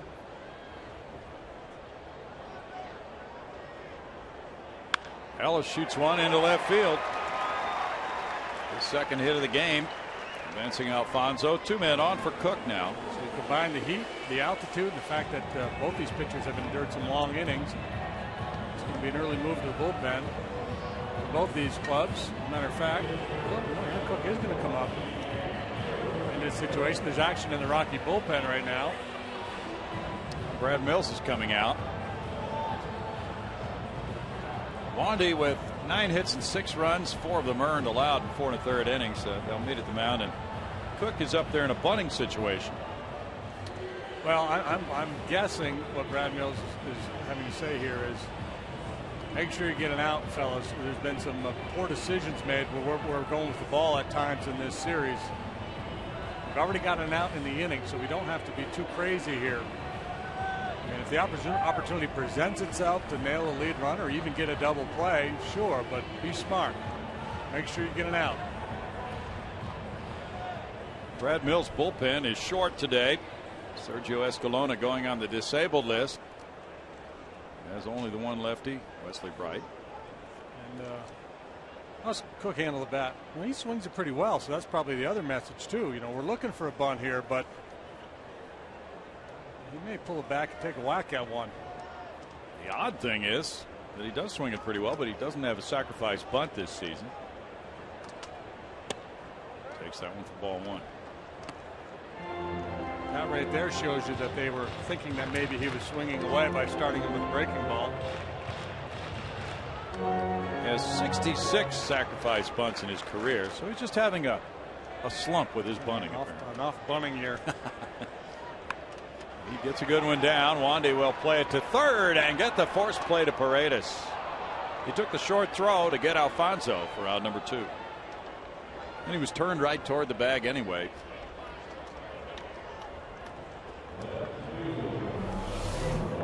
Yeah, this is, again, a pretty good bunt. Wandy's done a heck of a job fielding his position today. He's thinking third base all the way. He's just waiting for some verbal confirmation from Corcoran where to go with that ball. Play right there in front of him, unfolding. Now it's Eric Young. Young has been on twice with a single and reaching on an error. He stole a base. He's scored 2 runs. Well, that play breaks down more times than not is when it's not a force play. When there's just a man on second, you've got to catch it and then apply the tag. Yeah. Strike 1 to Young. Wandy's due up second in the next inning, so this could be his last batter if he can get him out.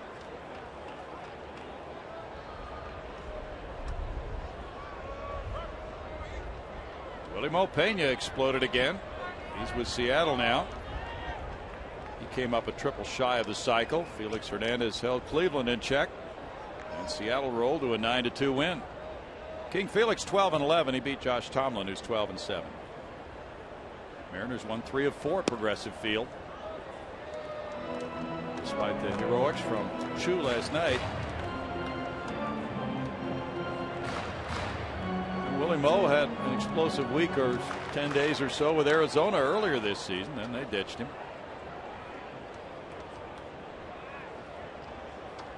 Yeah, he's just such a defensive liability. He's a dangerous bat, so they had him up for interleague play and did some good things for them. Bogusevic in right. Takes care of the third out. Here in the fifth inning, Wandy makes a good play at third base and helps himself put up a 0. It's Brock Abrella time, and it's 6-6.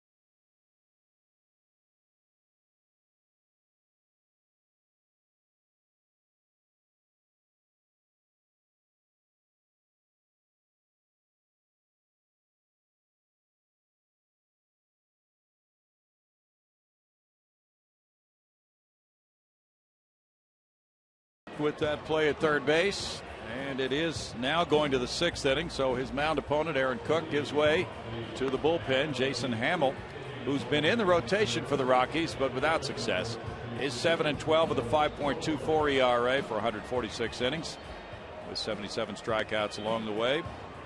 Hamill takes over in this tie game. So no decision today for Cook. 5 innings of work for Aaron.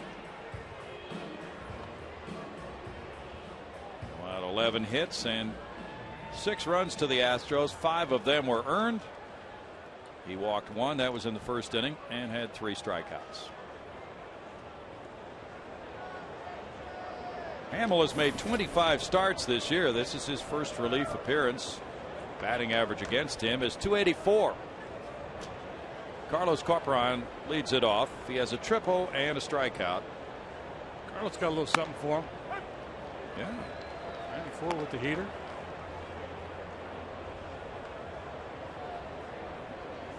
Might have noticed those numbers on Hamill. 63 walks, 77 strikeouts for 146 innings.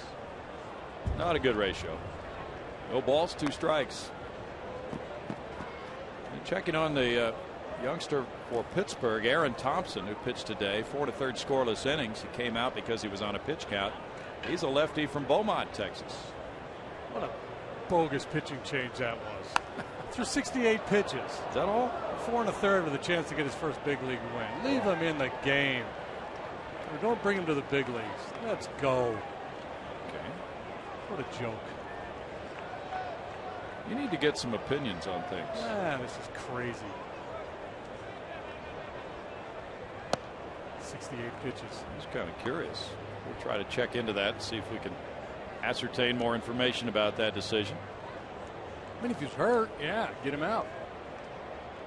If it's strictly a pitch count thing at 68. Yeah, that doesn't sound like anything that can be explained readily with the little information that we have. 2 balls, 2 strikes. Jason Hamill was drafted by Tampa Bay in 2002. Wandy's on deck. Colorado got him in a trade in 2009. And he gets a strikeout on Corporan.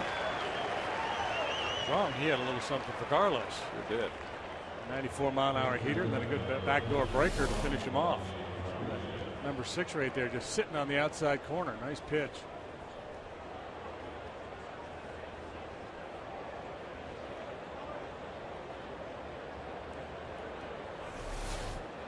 Hamill beat the Astros last year here at Colorado 5-1. 7 1/3 shutout innings. And he faced Wandy in that game. There is ball 1. Wandy with an RBI single in 2 trips today. And Hamill actually started 2 other times against Wandy in 2009, winning one and losing the other one. So his career numbers against Houston look good.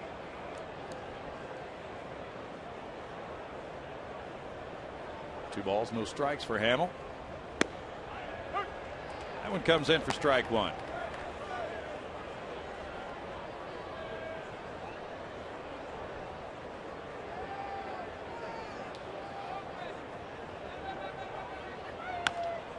Little roller goes out to second base. Ellis fields it. 2 down.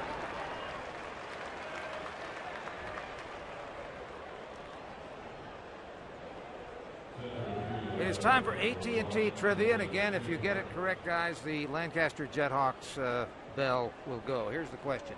What former Astros player has the second most home runs as a player at Coors Field? He's a player who once wore a Houston uniform, has hit the second most home runs at Coors Field. Now, he had to have worn a Houston uniform because obviously Ton Helton has hit the most here. But number 2, because I think number 1's too easy when you think about it. All right, I'm going to say Ken Caminetti. That is not correct. Okay. But that's a good. visiting player? Well, no. He's a player who once wore a Houston uniform, who has hit the second most home runs at Coors Field. So he was a Rocky. He could have been a Rocky. Well, I he would have been. I misunderstood the question. Preston Wilson was an Astro and a Rocky, and he hit some home runs. And is that your guess? Well, yeah, I'm going to go with yes. We're looking for number 2. I'm going to go with yes. That is correct. He had 37 here. Number 1 was Vinny Castilla. So of the 2 guys that also were Astros and Rockies, Vinny was number 1. And Preston was number 2. That's the question. There it is. The AT&T Trivia answer. Preston Wilson hit 37. Of course, he played for Florida. He played for the Astros, and he played here. And he's the second most who played both for Houston and Colorado. There's a low liner, and Schaefer hit it off the glove of Tulowitzki, trying to pick it on the short hop. It's a single for Schaefer, and he's 2 for 4. Hard hit ball. The Astro leader, by the way, the Astro only leader who only played for the Astros is Jeff Bagwell. He had 10. Biggio had 9 at Coors Field. You know, for stumping me, I have a presentation for you, Greg Lucas. And yes, it is chocolate-covered bacon. Actually, I tested it for you. I'm not sick. Now, I have given the wrong score a couple times on Twitter, but I don't think that's the only effect. Not a byproduct of the chocolate-covered bacon? I think that's a byproduct of that, but I'm okay other than that. I ate all of mine before the game, not 2 or 3 bites. Ooh, wow. I still won't buy it, but I did eat it all. J.B. Shuck is 0 for 2 with a walk and a run scored.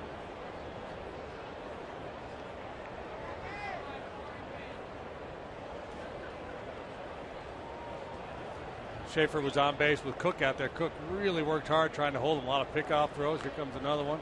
Most likely these are being called from the bench. That's the way it works now. Most managers control the running game through the catcher. Let the pitcher know when to throw over. Step off, hold the ball a little extra longer. Signs for all those plays, I guess you could call them.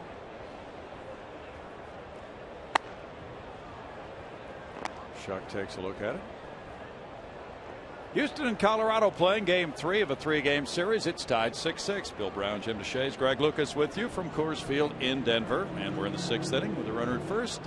A 1-0 count on Shuck and 2 outs. Astros got 2 in the first. 4 runs came the Rockies' way in their first inning, and it's been a pretty good battle since then. Astros got 2 more in the second inning. Houston with a homer from Clint Barmas, his 9th. The Rockies have long balls from Troy Tulowitzki, number 26, and Carlos Gonzalez, number 23.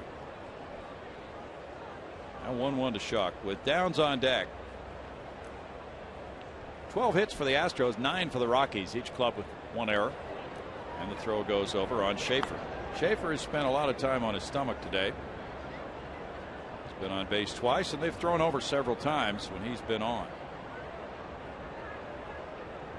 Yeah, and a lot of times the base runner will do 1 or 2 things. That'll kind of take the legs out from underneath him, and he'll just shut it down, where he'll get annoyed and say, well, enough of this, I'm going.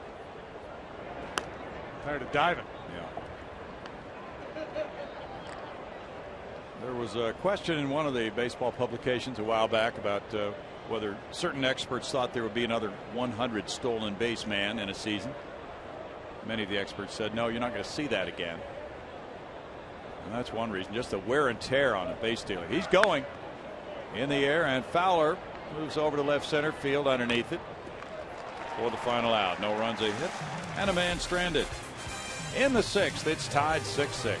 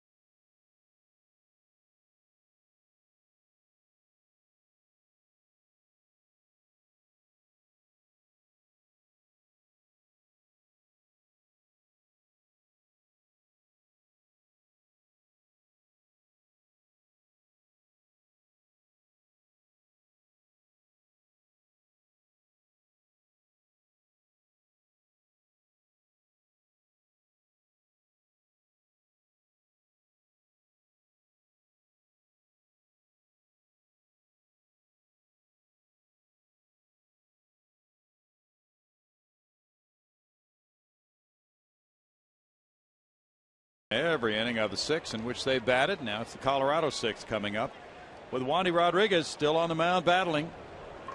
And it's Fowler, Gonzalez, and Tulowitzki due up for the Rockies. Dexter Fowler had the RBI triple in the first. He's 1 for 3. Checking into Aaron Thompson a little bit more, the lefty from Beaumont, who pitched today for the Pirates. There's ball one. He went to Second Baptist High School in Houston. Nice high school career, very low ERA. Signed a letter of intent to go to Texas A&M, but then he signed with the Florida Marlins to start his professional career. He had been with Washington and was claimed on waivers by the Buccos over the winter. He may have been teammates with Ross Seaton there at Second Baptist. Might have been. You're right. 3 balls, no strikes. He's pitching now for the Corpus Club, I believe. Right? Yes, he sure is. And somebody in the Astros front office was saying last homestand or so, they're not worried about Ross's numbers. He's had some rough outings, but he is such a young pitcher. They feel that he is making the type of progress that certainly does not rule him out for becoming a good major league pitcher when the time is right. That's a fair ball up the right field line. It kicks out to Bogusevic, and it's a double for Fowler. Good throw into second by Bogusevic. Fowler just beat it. He's got a lot of tools. We've seen power, we've seen his speed. He's not a blazer, but he runs quite well. He's got a heck of an arm. A leadoff double now for Fowler. We hit his 13th triple back in the first inning, trailing just Jose Reyes, and any kind of a mishandle here. And he's got 3 bases. Yeah, good throw. Beautifully played.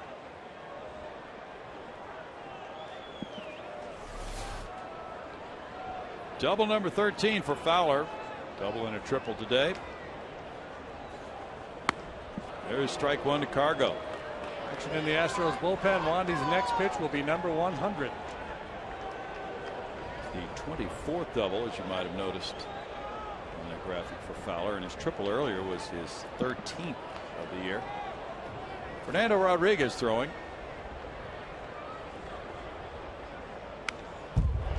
Well back, and Cargo's had a big day so far. The great Bevo Laborvo. His birthday is today. Played for the Phillies from 1919 through 1922, and then made another appearance in 1929 with the Philadelphia Athletics. not really distinguished himself as a major league player, other than the fact that he's got a really cool name. Yeah. Wonder if he was a vegetarian. Foul back.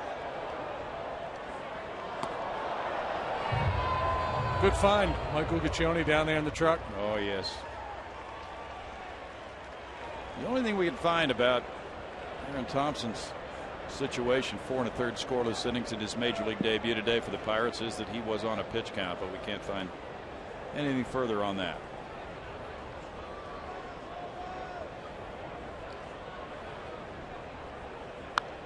Foul back. Still no balls, 2 strikes. He threw 68 pitches in that game. 68. How do you think Jordan Lyles will be used when he comes back to the Astros as a relief pitcher in September? I suspect sparing. Okay. Brad Mills and Ed Wade have conferred, and they really want to limit his innings to about 170. Yeah, I think, because if you're being very cautious with a young pitcher in his innings, you're going to be, you're not going to get him up and try to get him hot in a hurry and get him into a ball game. So he would be used probably more long relief roles, where you have plenty of time to get loose and come in, work 2 or 3 innings. Generally, there just aren't a lot of opportunities like that.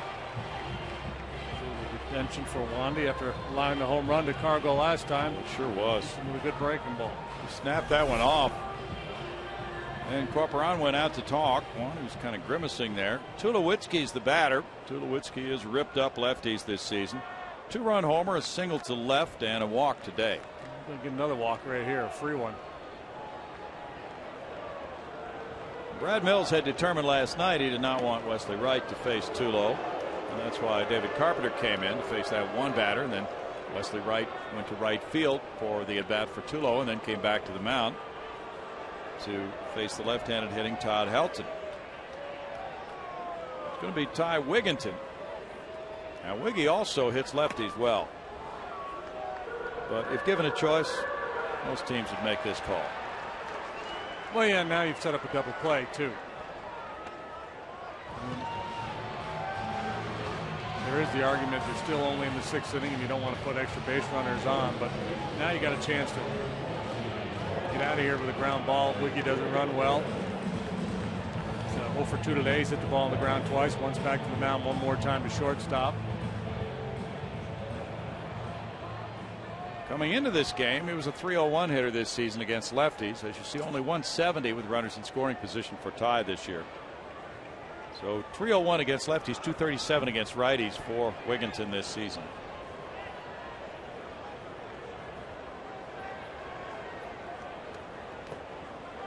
Corporan stops it. There's ball 1.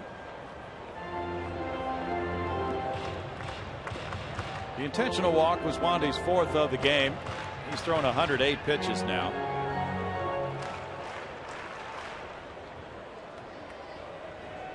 Threw 109 in his last start, going 8 shutout innings. Wigginton takes it to a 2-0 count. Of course, you could say, well, he's thrown a lot of pitches. He's worked in and out of trouble most of the day. Why don't you bring a righty in? Well, the problem with that is Todd Helton, Jason Giambi, and Seth Smith all over there in the Rockies dugout. I'd rather not see those guys come up. That is some serious pinch hitting talent. It's 3-0. You could probably stack up those 3 against any other major league club's bench for 3 left-handed pinch hitters in any game this season, and find a hard time matching that. Smith, Helton, and Giambi to pinch hit.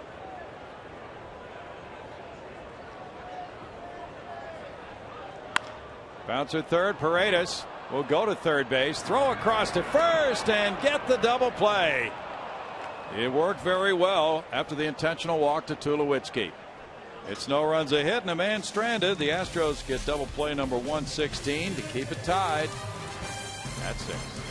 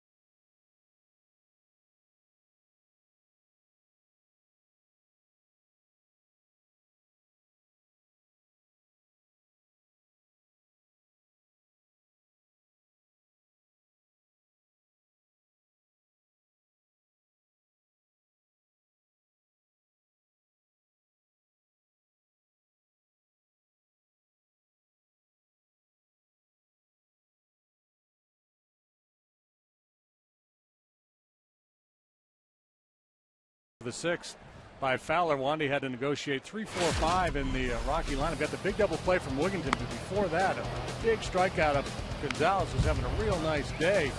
Wandy pumping fastballs, trying to drop the arm angle on him.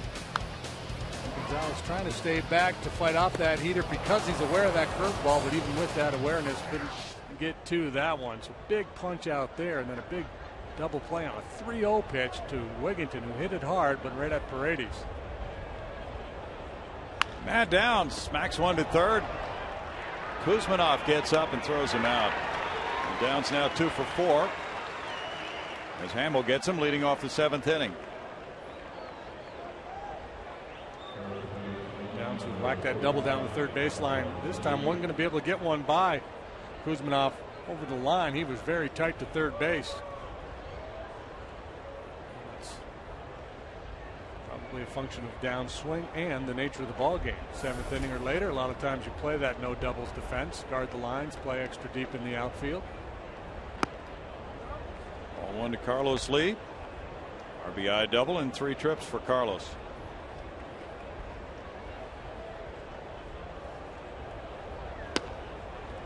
That's in for a strike, and it's 1-1.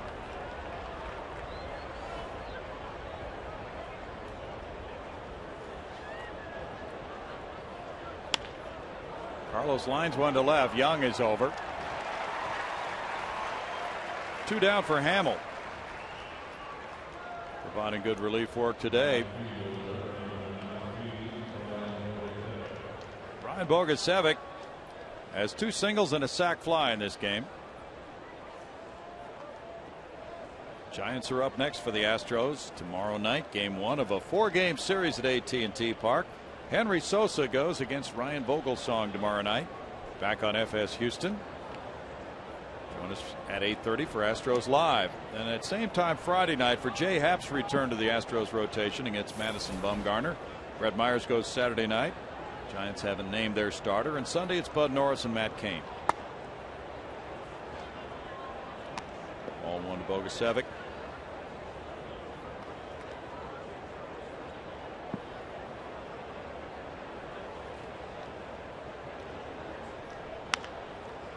Rolls one, and the second baseman Ellis comes to his left. Short flip over to Wigginton. It's a 1-2-3 7th for Hamill, keeping the game tied 6-6.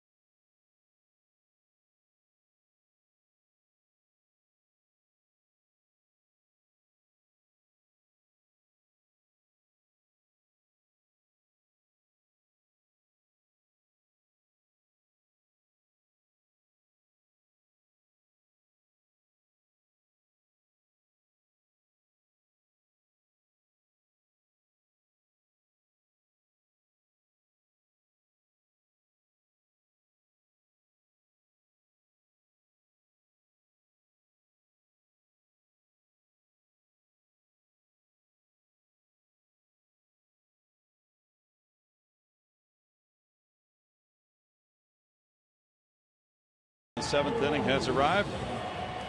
And Wilton Lopez also has arrived on the mound for Houston. Wandy Rodriguez yielding to the right-hander with a 2-5 record and a 2.98 ERA. Well, let's see who Wilty's got to deal with here. Kuzmanov, Alfonso Ellis, unless Jim Tracy opts to go to his bench. Well, we'll have to deal with so far. Lopez pitched in last night's game, 1 inning, allowing 2 hits and 1 run. That's in the air to right field. Brian Bogusevic moving over on the Kuzmanov fly ball. 1 pitch, 1 out for Lopez. Wandy in 6 innings allowed the Rockies 10 hits, 6 runs, 4 of them earned, walking 4, 1 of those intentional, and Fanning 2. Respectable outing, especially considering that he gave up 4 in the first inning. Kept his club in the game. Tomorrow, Sosa and Vogelsong and FS Houston at 8:30. Friday at 8:30, Happ and Bumgarner. Saturday, Myers and TBA, 7:30 the start time for Astros Live that night. Those are the first 3. There will be a 4th one on Sunday. There's strike 1 to Alfonso, who's 1 for 2 with a walk.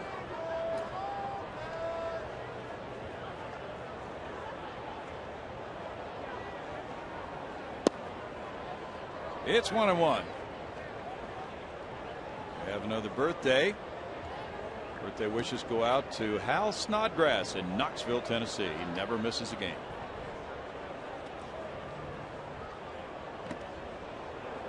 We missed him earlier. 1-2. Happy birthday, Hal. Happy birthday, Hal. We're glad to have you with us. All the Astros telecasts. Good pitch there. Hal will enjoy that swing and a miss.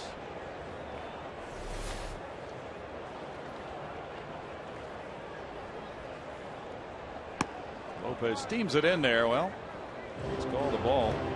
2-2. Jeff Kellogg didn't quite think it was a strike, even though it was held there for a moment by Corporon.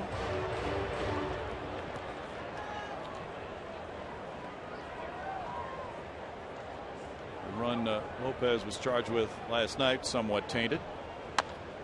That one's off the plate. It goes back to him on 1 bounce. Turns out to be out number 2.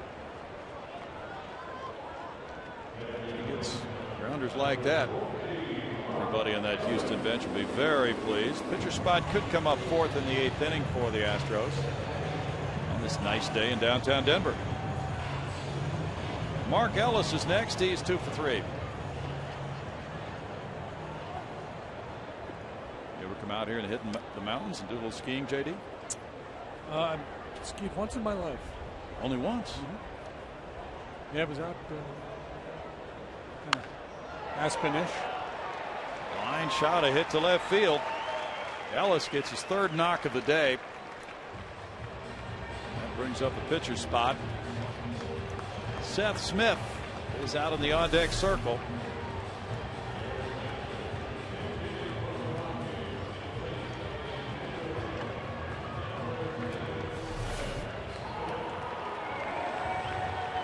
A dangerous left-handed bat. Let's see how the Astros choose to play it here.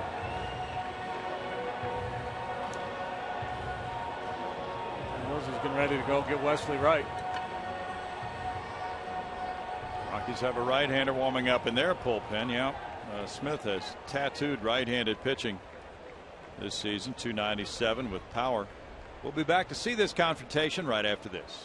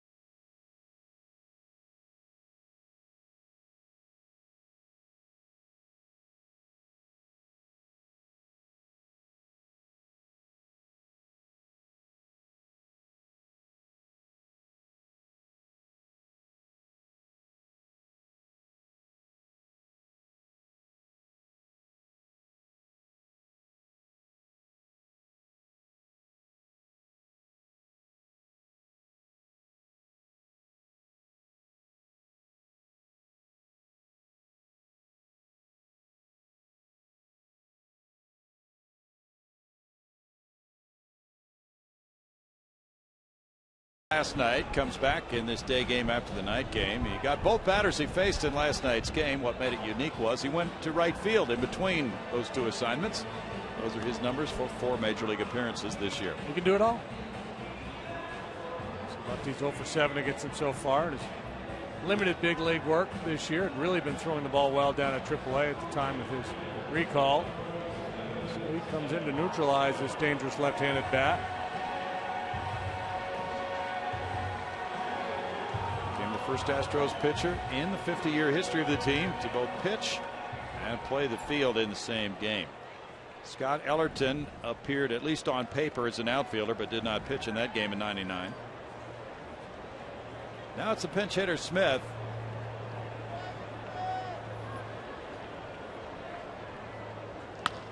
Smith hits one in the air to left center field. J.B. Shuck in for the catch, and that's it. One pitch. Out number 3 comes Wesley Wright's way to keep the game tied 6-6.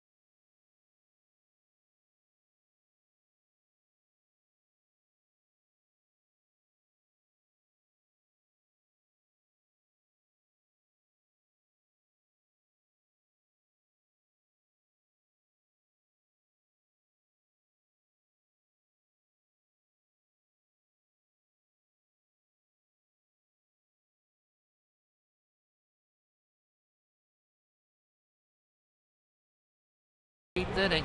You know, you can follow the Astros with the MLB.com @Bat11 app for your iPhone, iPad, Android, or BlackBerry. Get live audio, pitch-by-pitch tracking, video highlights, and more. Text @Bat to 31826 or visit Astros.com for details. See all those people right there? Yeah, said, okay, yeah, I want this @Bat thing. They're all over it. They're all on it. We are addicted to our devices. You know that. Well, there it is, and you'll find many hours of enjoyment with it. Josh Renicky in 8 games has an ERA of 0, JD. Josh Renicky, son of a longtime Major League outfielder Gary Renicky, nephew of the Brewer manager Ron Renicky. Saw him the other night. It was hard. Strike to Jimmy Paredes, who's 2 for 3 with 2 runs batted in. Renicky came in Monday night. Walked the only 2 batters he faced. He bounces that one. 1 ball, 1 strike, but he was not charged with any runs, so he kept that ERA of 0. Thanks to Rafael Betancourt, who came in and got the next 2 men to get the save in the 9-5 win.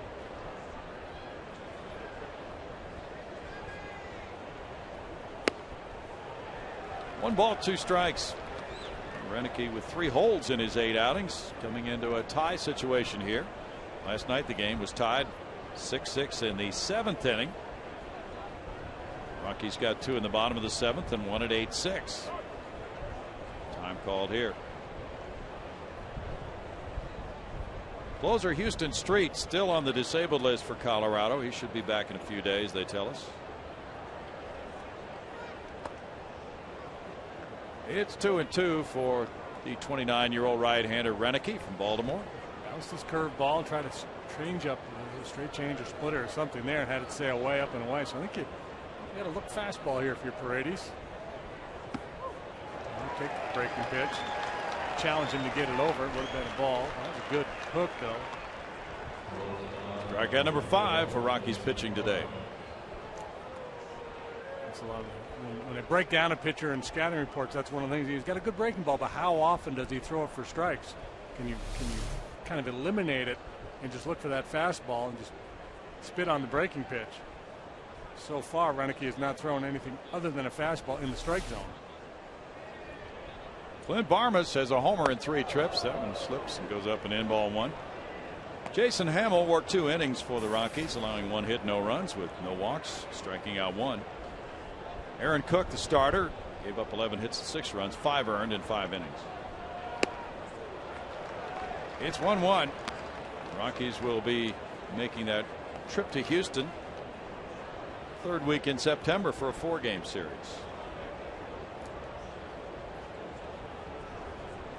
September 22nd through the 25th. Liner to left field, and Barmas got around it, hooked it near the line. He's going to take a turn and hold on the play by Eric Young.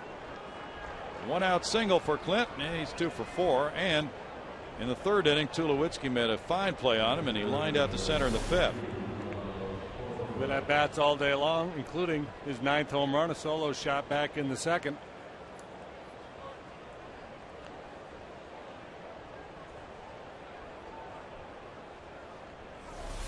Carlos Corporan triple. It was a bad hop triple. Past Ty Wigginton into the right field corner, rolled around, eluded Carlos Gonzalez. He's 1 for 3.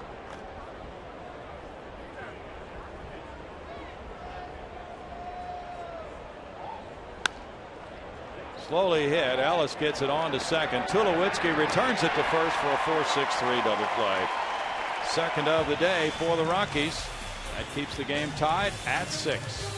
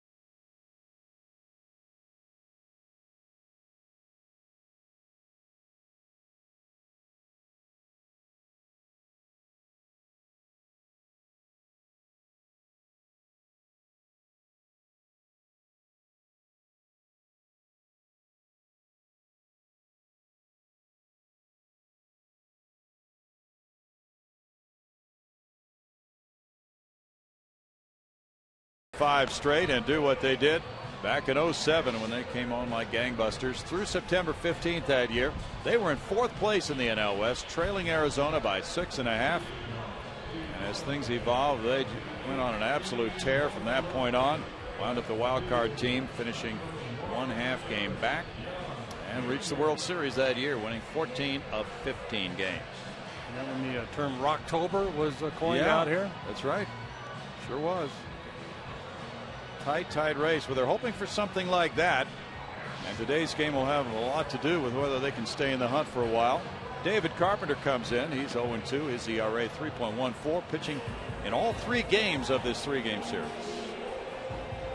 David now, after not working over the weekend at home, having a busy stretch here in Colorado, will make his 21st appearance.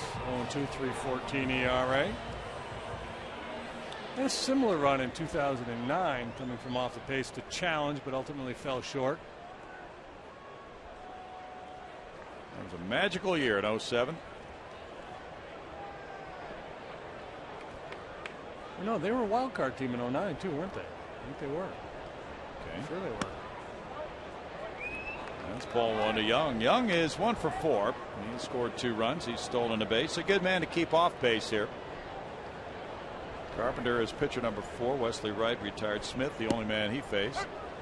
That's a strike 1-1. Wilson Lopez in 2/3 of an inning allowed 1 hit, no runs with no walks or strikeouts. So it evolves into a battle of the bullpens here. Carpenter due to lead off the 9th. And the singles hitter has almost no power.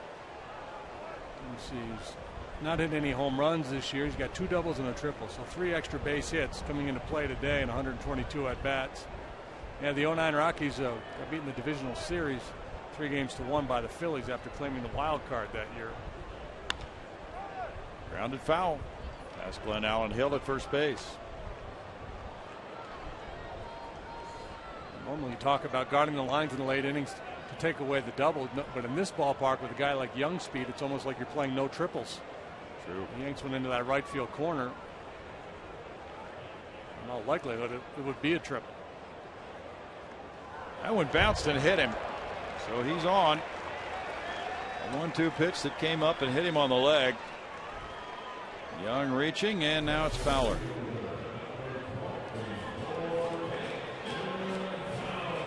Right foot.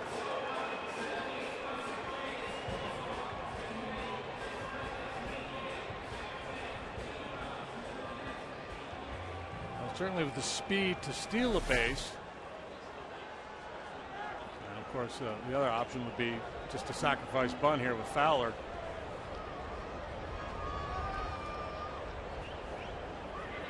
Fowler's bunting, popping it up. Back over the screen. A little late to square there, and he never got the bat head out in front of home plate, never had an angle. That effort right there is sometimes enough for a manager to change his mind and take the sacrifice off. O'Kale now wants to talk to David Carpenter. Mechanical thing or strategy? Jim Tracy led the Dodgers to the division title in 04 in the West. Managed them for 5 years, 2 with the Pirates. This is his 3rd year with the Rockies. Last year the Rockies finished 9 games out in 3rd. It was 09 when Tracy came here taking over for Clint Hurdle. Hurdle got off to a tough start, was 18-28. Then Tracy came in, and Rockies finished 74-42 under Jim Tracy in 09.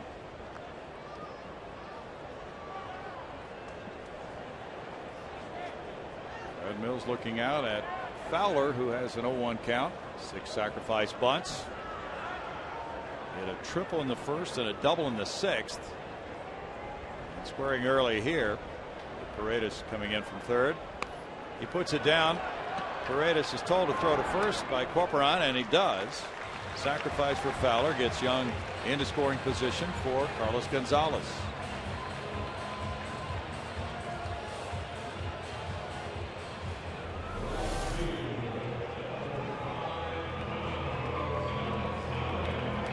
I suspect the way Gonzalez has been swinging the bat that he'll get walked here. Tulowitzki on deck. Going to have to deal with Tulowitzki anyway, so you might as well go Tulowitzki-Wigington as opposed to Gonzalez-Tulowitzki to try to get the final 2 outs in this inning. It will be an intentional pass here.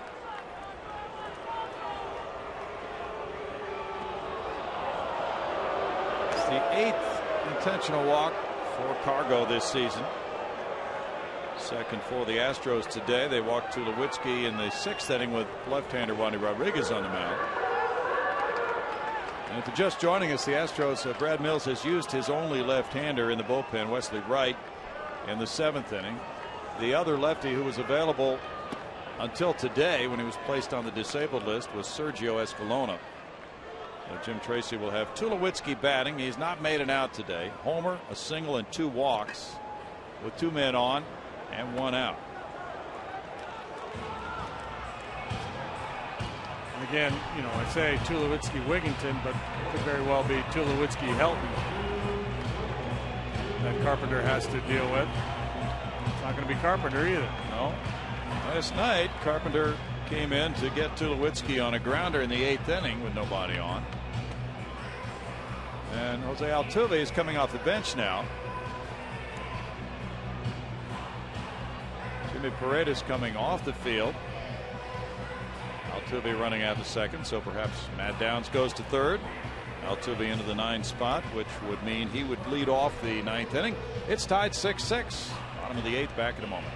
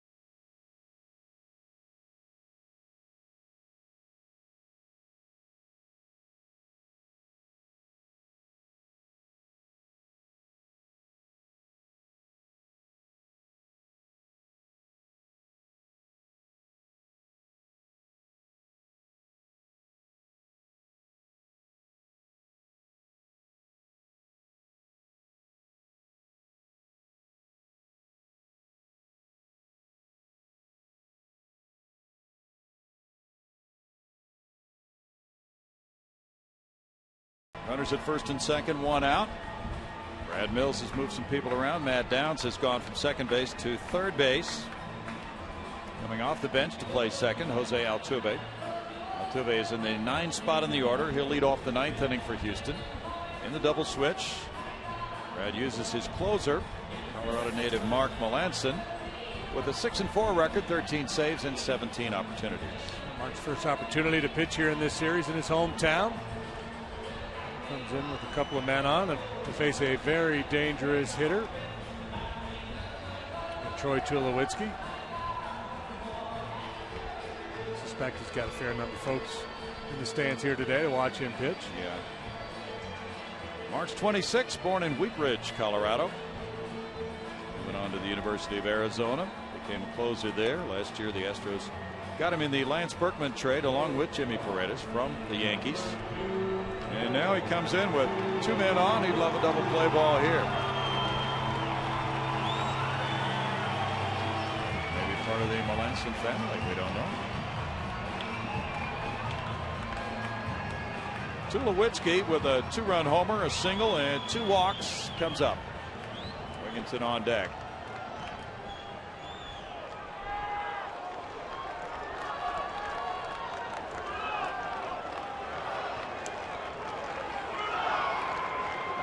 Facing Tulowitzki for the first time.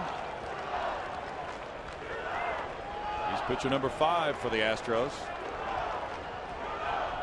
Last outing for him was Sunday. He got the loss against the Giants in the 11th inning. There's strike 1. Mark got saves on the last homestand against the Cubs and Giants. Tulowitzki has hit into 15 double plays and 104 chances. Game Sunday, Melanson came in with the score tied 4-4 in the 10th and then allowed a 2-run homer by Pablo Sandoval in the 11th. Up the line, and this is going foul outside the right field line. 0-2 to Tulowitzki. Cut fastball there for Mark, a very effective pitch for him. A lot of times you get a right-handed hitter to pull off that pitch and hit it meekly, but Tulowitzki does a pretty good job of hitting the ball hard the other way. You can't just live on one side of the plate against a guy like Tulowitzki. You got to move the ball in and out. Situations like this, Melanson a lot of times likes to go to that curveball with 2 strikes. See if you can get Tulowitzki to chase. This is Melanson's first career appearance against the Rockies.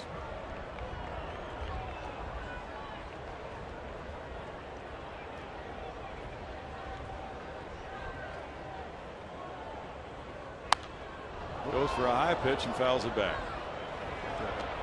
Trying to go down and away with the cutter, and he elevated it, but stayed out of the happy zone. Tulowitzki's a good high ball hitter.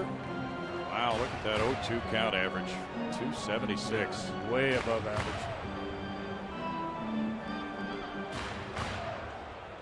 Mets beat the Phillies 7-4 in Philadelphia. Mike Pelfrey, the winner, goes to 7-10. Kyle Kendrick, the loser, 7-6. Bobby Parnell gets save number 1. He reaches for it and strikes out.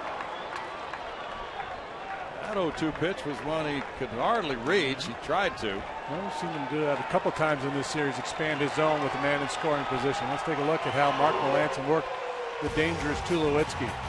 Backdoor cutter there for strike 1. And then a pretty good swing on a cutter on the outside corner, but doing a nice job staying out of the fat part of the plate. Didn't want to throw that one up there, but got away with it. And then Tulowitzki just overly anxious, a little too greedy there on that 2-strike curveball. Jim Tracy has pulled out a top-notch pinch hitter, the veteran Jason Giambi, 40 years old. He's provided some thunder off the bench since joining the Rockies. 160 though this year as a pinch hitter. 1 homer, 5 runs batted in. Last year had big hits. Had a game-winning homer against Florida back on August 15th. Now they'll talk it over. Here comes the scouting report on Giambi.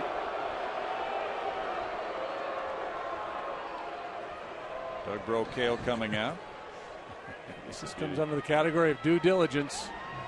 Doug was recalling the off day the Astros had here years ago when he was a pitcher on the Astros club. JD, what did he do? Day off, he decided he would get away from it all. He went out with a teammate, Jeff Geary, into the mountains. They pitched the tent and slept out that night. Really? Yeah. So it got to be a little chilly, but it was refreshing. Not too many guys will do that on a day off. Doug is an outdoorsman.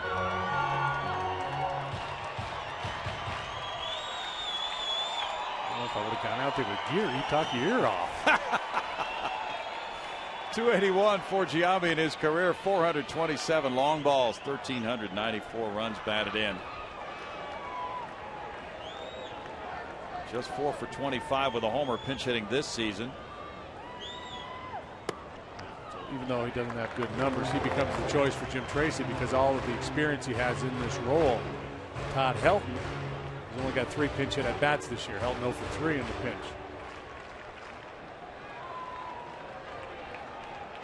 Giambi hit 3 homers in 1 game this year. May 19th at Philadelphia. Strike call, and it's even at 1-1. Giambi came up with the Oakland A's after playing at Long Beach State. Moved along to the Yankees, joining the Rockies in 09. Hit 13 homers in 09 and 293 at bats. 2 balls and a strike. His brother Jeremy also was a big league player. A nice long career, Giambi, of course tarnished because of the steroid scandal, but he's kind of had a nice little post-steroid run. He has.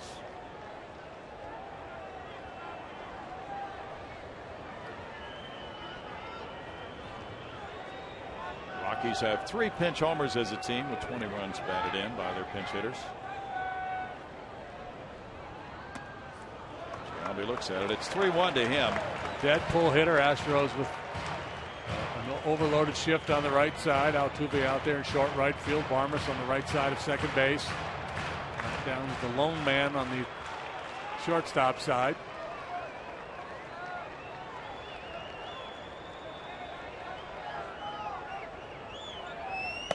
Way upstairs, ball 4. Giambi draws the pinch walk. The bases are loaded for Kuzminov. Kuzminov is 0 for 4 in his Rockies debut. So Jim Tracy's giving him a chance to be a hero. I guess you'd be tempted to use Helton here. The problem is you're in a tie ball game, and you got to be careful on how you use your resources. Pinch runner checks in at first base for the Rockies for Giambi. He leaves moves after the pinch walk. He's always been a guy who's drawn a lot of walks, a very discerning eye. Of course, that last one there, ball four, very easy to lay off there.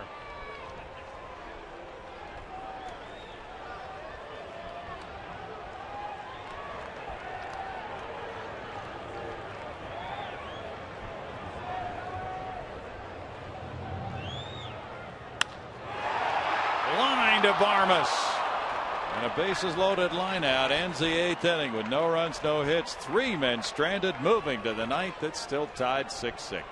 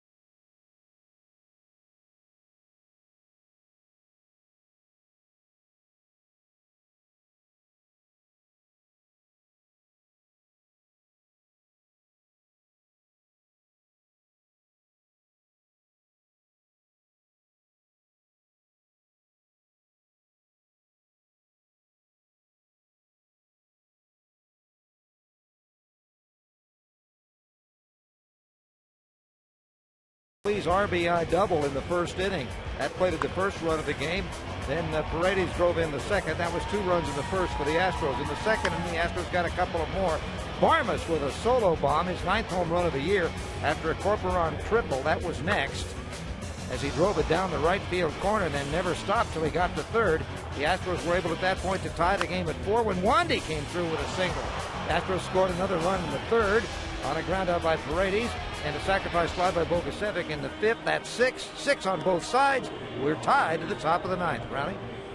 Thanks, Craig. The water is flowing out there, but the runs have been cut off, and the spigot has been turned. Todd Helton is in the game at first base after Giambi pinch hit for Wigginton.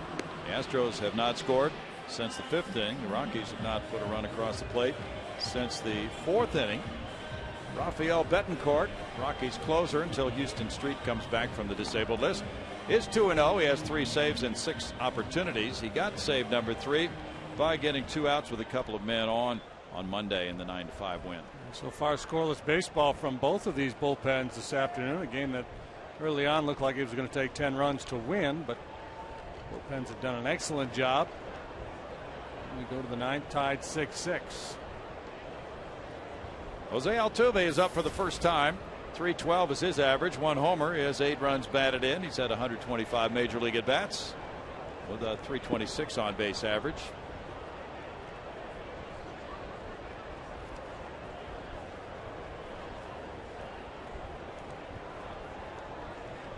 Altuve's on a 6-game hitting streak. That's strike 1. Keeping a scorecard at home, put Helton in the 9 spot in your batting order, and Betancourt, the pitcher, goes in the 5 hole. Helton due up 3rd in the bottom of the 9th that way. Rockies have left men on base in 7 of the 8 innings so far. Altuve fouls it away, and it's no balls, 2 strikes for the 36-year-old right-hander Betancourt. Betancourt is from Venezuela, like Altuve. A bunch of players in this series from Venezuela. Yes.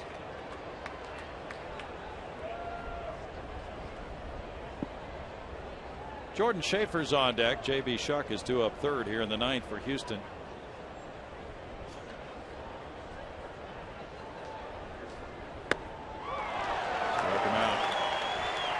crisp four-seam fastball with the outside edge at 93 miles an hour. Good enough to get Altuve.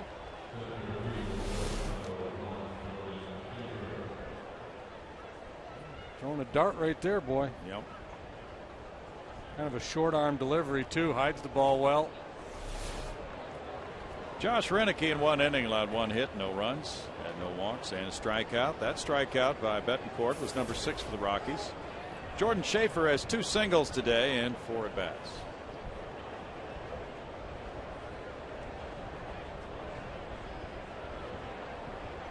Showing Bud, he takes ball 1.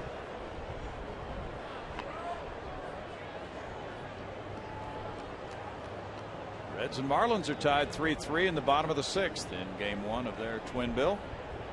Doubleheader created by the Hurricane.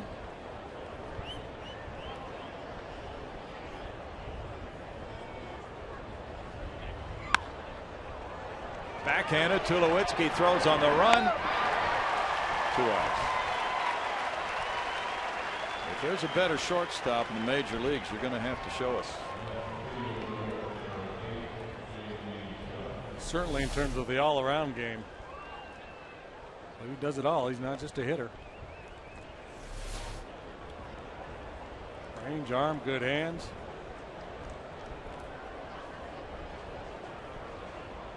A long streak of errorless games now. .994 fielding percentage. J.B. Shuck is 0 for 3 with a walk.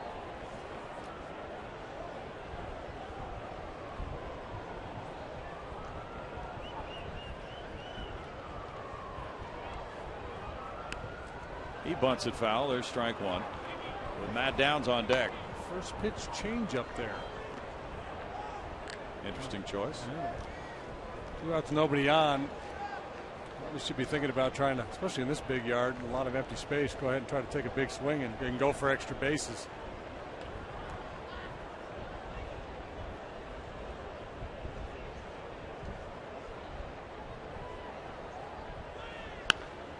Shuck shoots one outside the left field line into the seats. All right. What a hero. Yeah. 12 came in handy. He's been waiting for 8 innings to use this thing. Yeah, a little screen too. Guy in front of him trying to make a play with his hat. So he'll have that to go along with his sunburn. Celebrate when he gets home. Yeah, he will.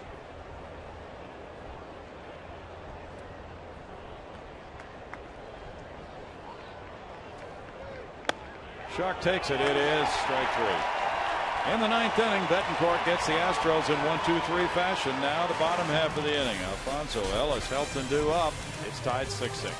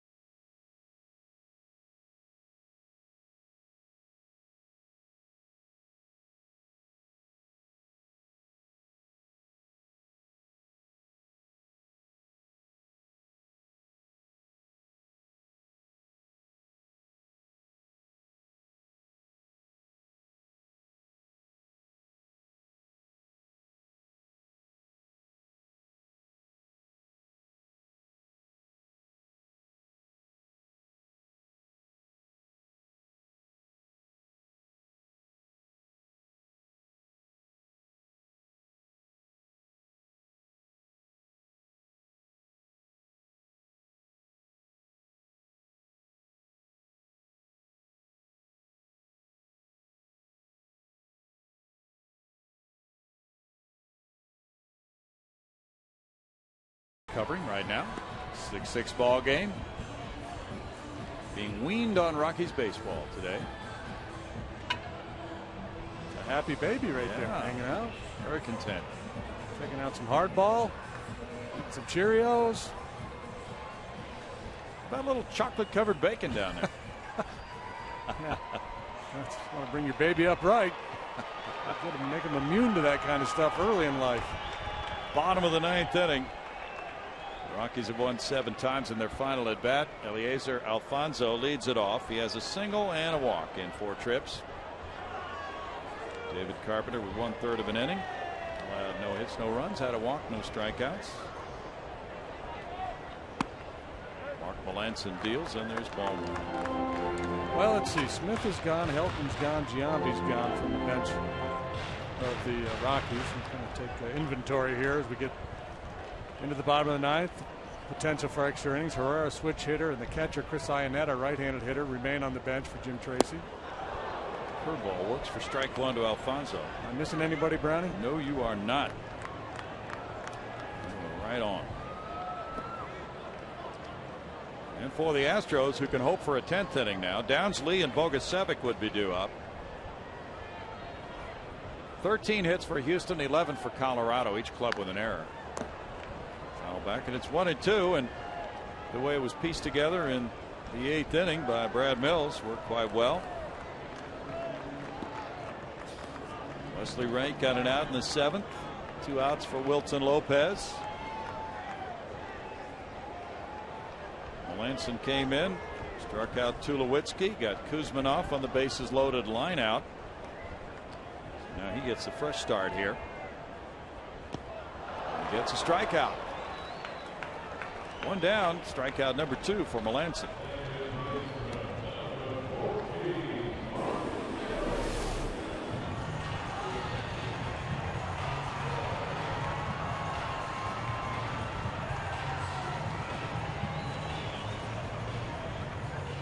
See ya. Mark has inherited 14 runners, including 2 in the 8th inning today, and only 4 have scored. Mark Ellis has 3 hits. Helton's on deck. That's ball 1. Oh, that's right. They gave him a hit there back in the, was it in the 1st? Yeah, in the 1st. They changed it. We disagreed with the call, but nonetheless, it's a 3-hit day.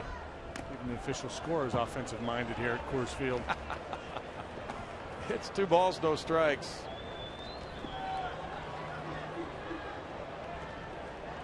Boston and Texas play tonight in Arlington. Josh Beckett, native Texan, against Harrison for Texas. Joey Votto's hit his 23rd for Cincinnati in a 3-3 tie game at Florida. Game 1 of a doubleheader. Has made its way through 6 innings. Logan Morrison's come back to the big leagues to hit number 18 for the Fish today. First day back. He learned his lesson well. Apparently so. Careful now. Swung by Ellis. I was reading online a little bit ago that Miguel Cabrera, his wife's going to have a baby, and apparently he's going to take paternity leave. That's a minimum of 3 days, right? I'm not sure. I thought it could be.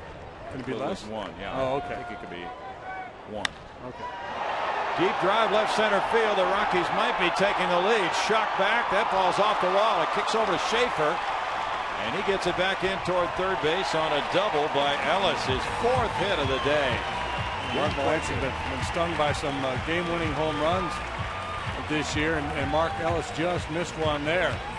Boy, what a day he's having. If we quibble with that first inning hit, still solid day for the veteran second baseman. He gets extended through that low fastball and just misses, winning the ball game for the Rockies. As it is, the Astros will deal with a man on second base, 1 out. Todd Helton, no way he's going to get a chance to swing the bat here.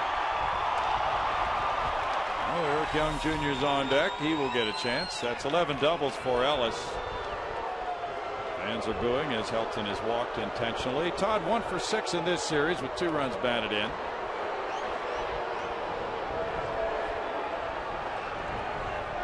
Brad Mills also will have that double play possibility in addition to not having to face Helton here.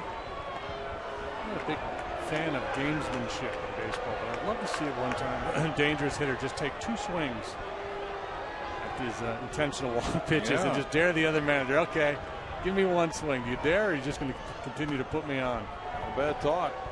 Babe Ruth would have done it. Probably did it. Yeah, he probably did. Elton's a .333 career hitter against Houston. 18 homers, 57 runs batted in. He will not swing the bat here. And the walks, the strategic walks, have been there for the Astros. This is their third intentional pass of the game. So runners at first and second, one down for Young, who's going to be hard to double. He has a single, and he's reached on an error, and he's been hit by a pitch. He has scored 2 runs.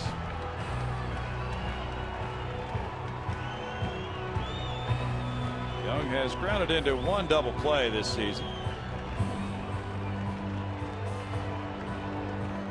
He's had 125 at bats. Sharp one hopper will still get it done, though. Fowler's on deck. I mentioned last time Young was up that he doesn't have extra base power, so you can shorten up a little bit in the outfield. Give yourself a fighting chance to make a play on a sharp single on Ellis as he tries to score. Would just as soon keep the ball out of play with a punch out. Mark has thrown 23 pitches. He threw 24 on Sunday and then did not pitch again until today. Brad Mills was talking about that very thing before the game today, so we really don't like him throwing more than about 25 pitches in a game. 16 chances, 1 time he's grounded into a double play. Low percentage play. Lansing gave up the pinch hit 2-run homer in Arizona to Paul Goldschmidt. High chopper off the plate goes to Carlos Lee, who will just wait for him and tag him out, with the runners moving to second and third. 2 outs. And Dexter Fowler coming up. Ellis to third, Helton to second.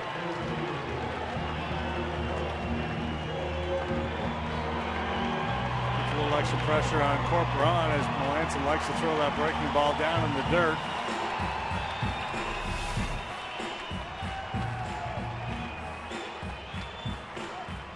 In this case, even though first base is open, Fowler knows they're going to pitch to him with Carlos Gonzalez on deck. Fowler has a triple, which drove in a run in the first, and a double, also a sac bunt today.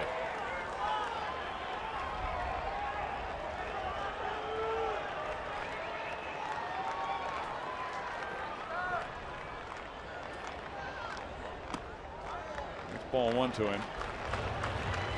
Melanson's had a number of appearances like this because the Astros have not been able to hand him many save situations. He'll come in a tie game and pitch more than 1 inning. He got a win at home on August 1st against Cincinnati with a couple of scoreless frames in a 10-inning ball game.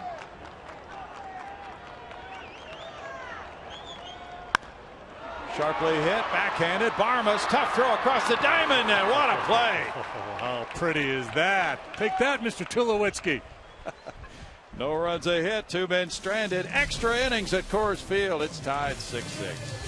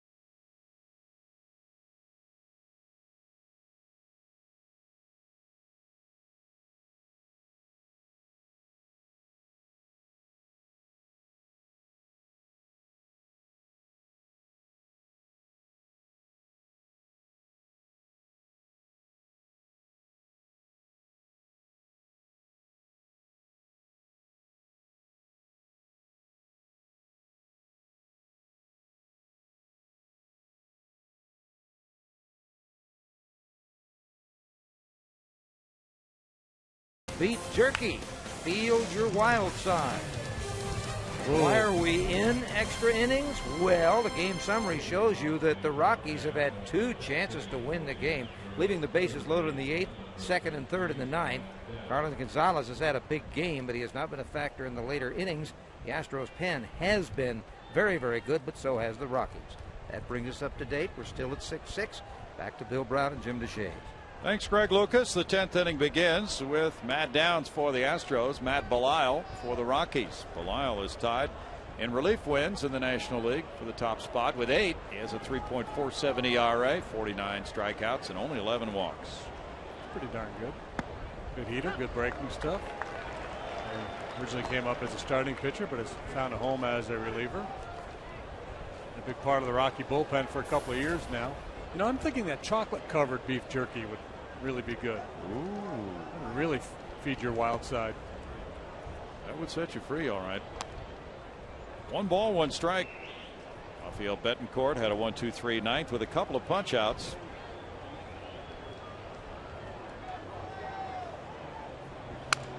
Broken bat roller goes to 3rd.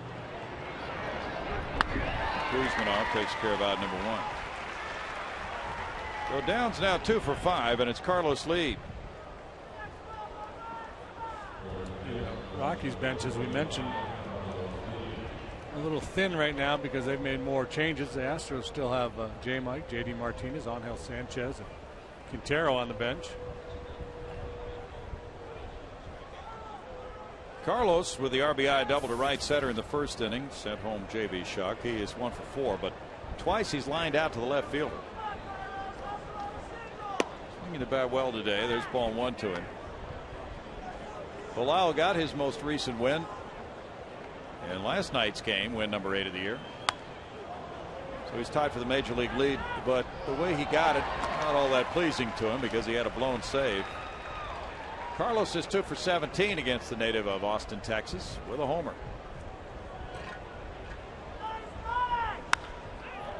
He hits that one out of play.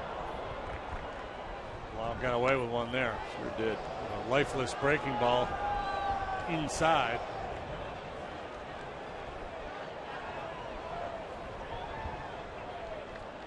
Right over the chocolate bacon booth.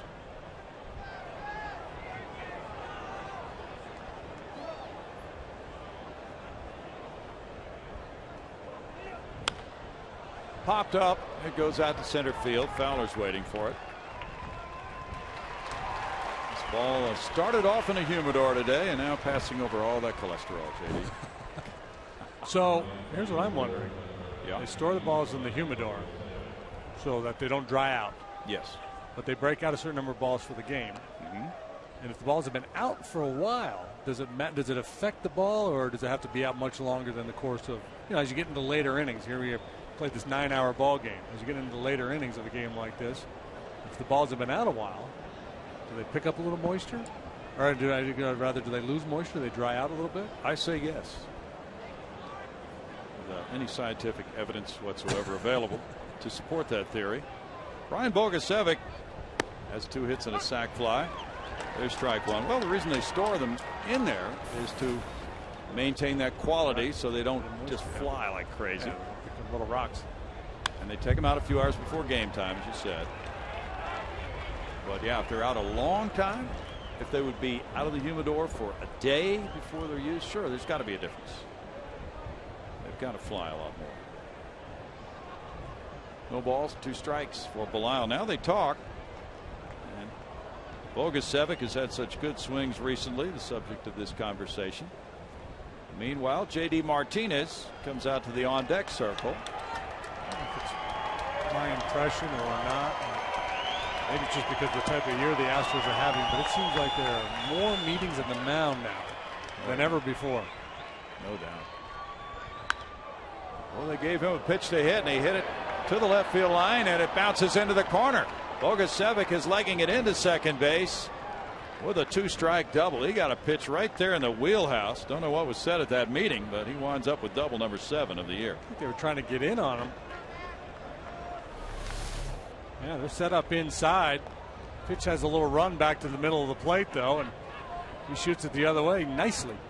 Third hit of the day for Bogusevic, plus a sac fly. All he does is continue to impress. Boy, doesn't he, though? Another 3-hit game.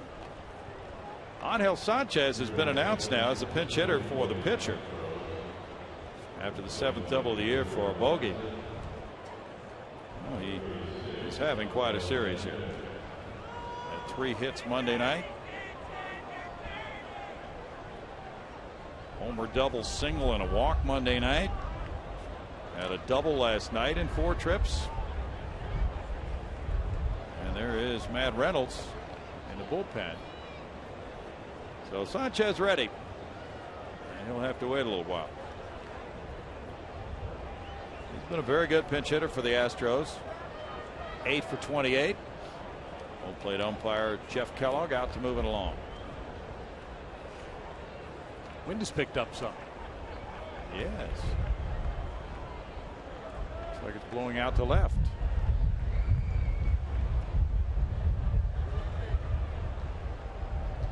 Angel is up for the first time in this series. 247, 1 homer, 25 runs batted in. This wind and this air, Jerry Blancas would go 375 off the tee today. Would he really? Without even swinging hard.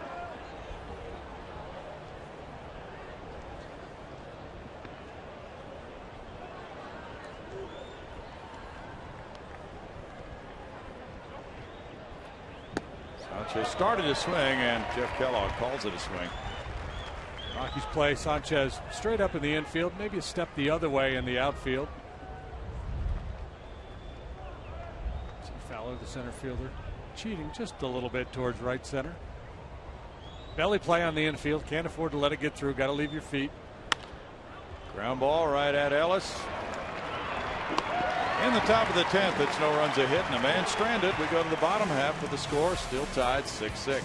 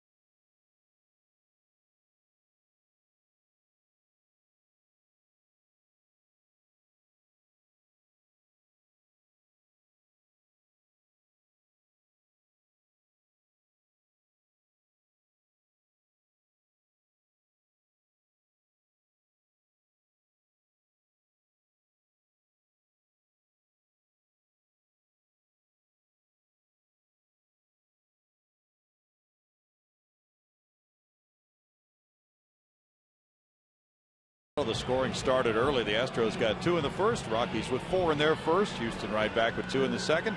But then since then, it's really tamed down, and the bullpens now are taking hold. HOU Rodriguez coming in for Houston. He's 1-4 with an ERA of 4.76. Well, it had to be one of the Rodriguez coming out of that pen. That's all that was left. Nuri and Fernando. And Nuri comes on. He's worked as both a starter and a reliever. 34 times he's pitched, 1-4, 4.76 ERA. Allowed 2 runs on Monday, but really threw the ball well. He had a stretch there where he punched out 4 in a row. He worked 2 1/3 innings, allowed no hits. He walked 2 guys, and they both scored after he came out. Doesn't take him off the hook. I mean, he walked him, but really impressive through that stretch of punching out 4, banging away at the outside corner with his fastball. Something around 94, 95 miles an hour. Boy, when he gets on top and he drives it down around the knees, that's a tough pitch for a hitter to deal with. It really is. He had not pitched in 6 days, but still had all that life on the fastball. And now it's Cargo. Carlos Gonzalez leading it off in the home 10th inning. Had an RBI single in the first, line to a diving Matt Downs at second in the second inning. Then a 2-run homer in the fourth, a strikeout, and an intentional walk. And a 2-for-4 day for Carlos Tulowitzki's on deck. Pitcher spot is due up third in the inning. Jason Michaels is getting some words from Brad Mills about how he's going to possibly be used. How he's possibly going to be used, and perhaps why he wasn't used when Sanchez was there. Could be. Mike's been swinging it well lately, and maybe he's frustrated, and that's just good managing there. Brad down there and explaining his thinking. Here's what I was thinking, and here's why I did it. And doesn't mean the player's always going to agree with him, but I think players appreciate that from their manager. Now 2-0 to Gonzalez.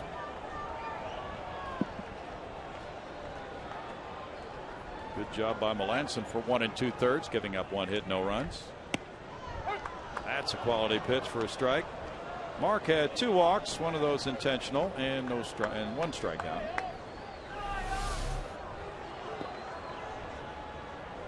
Hard to do a lot with that pitch. It's a big call there.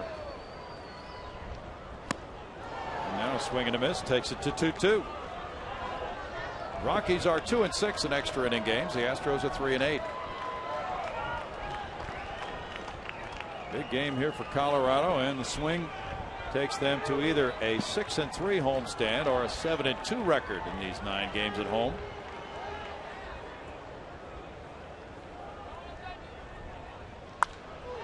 In the air and foul. Diamondbacks play tonight against Washington in D.C. Giants host San Diego. Brownie, you'll get over there tonight, catch probably the final 4 or 5 innings of that one. You'll be able to report on that tomorrow.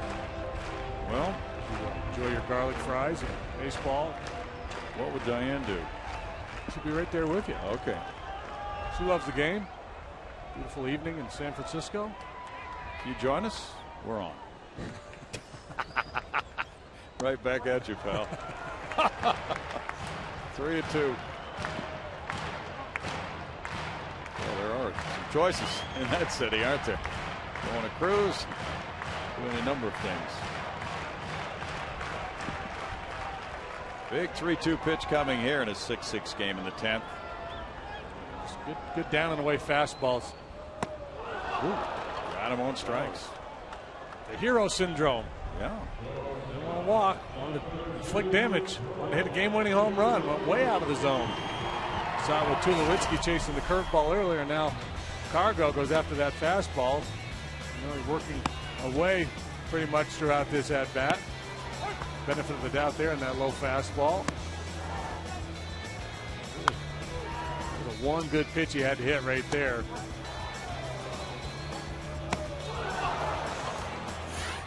It's only the 4th Astro strikeout of the game. Now Tulowitzki chases one. There's strike 1 to him. He has a 2-run homer, a single, and a pair of walks. That old cliche, try to be a hero, come up 0. Yeah. Focus throughout the game for most of these good hitters. Just have good at bats. See the ball, make sure you get a strike. Now you get into late innings, extra innings where you know one swing, you could win it. You guys get a little jumpy. Tulowitzki watches that one bounce, and it's a 1-1 count. Jonathan Herrera moves out to the on-deck circle. Pitcher's spot due up next. Reynolds still warming up for the Rockies in their bullpen. Tulowitzki is hitting .372 in August with 5 homers, 4 today, so 6 homers this month. It's 2-1. He's driven in 16 this month. There's no Dan Uggla, but he's pretty good. Leads all major league shortstops in homers, runs batted in, extra base hits, slugging percentage, doubles, fielding percentage, double plays, putouts, total chances.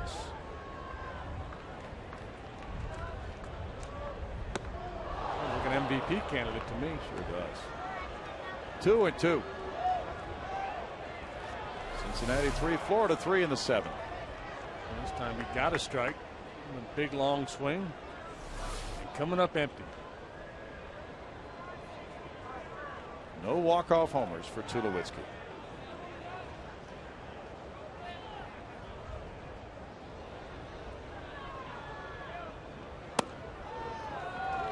Tulowitzki looks at a full count now. And Aaron not quite as sharp with his command here as he was the other night. Especially in those first 2 innings. He got a little wobbly there, but when he was back out for that 3rd inning, that's when he issued the 2 walks. Prior to that, though, he was very crisp. Another big 3-2 pitch. He struck out Cargo on one. And he walks Tulowitzki. Good job by Tulowitzki. Kind of learning from his last at bat when he chased that breaking ball, so he probably crawled inside of Corporon's head going, "You're going to try to get me to chase that again." And much better approach, and he works the walk. This was actually a closer pitch than the one he punched out on last time.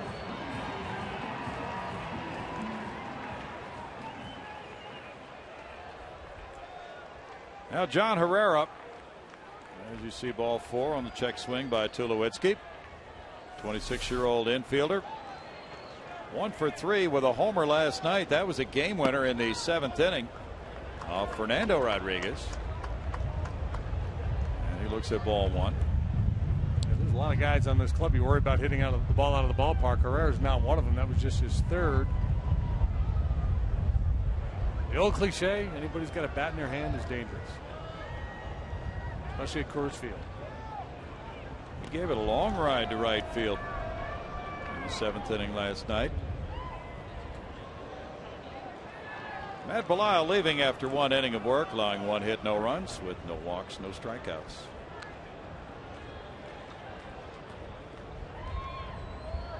Herrera's 26. He was signed at age 17 in 2002. He's from Venezuela. Runner going. Liner into center field. Tulowitzki heads for 3rd.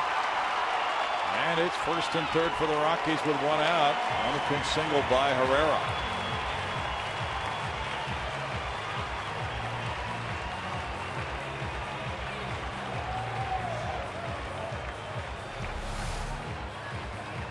Rockies start the base runner. Herrera delivers the line drive single to center, and Tulowitzki will cruise on over to 3rd base.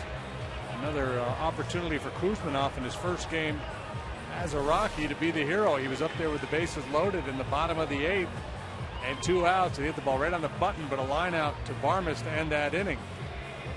He's just nothing for 5 so far today, with a big chance here.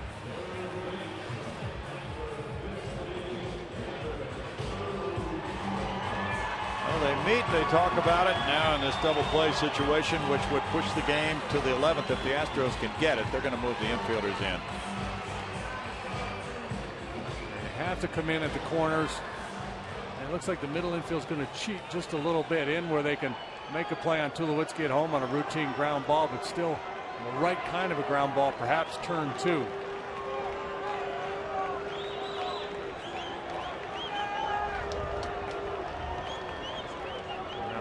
Creep in a little bit further still.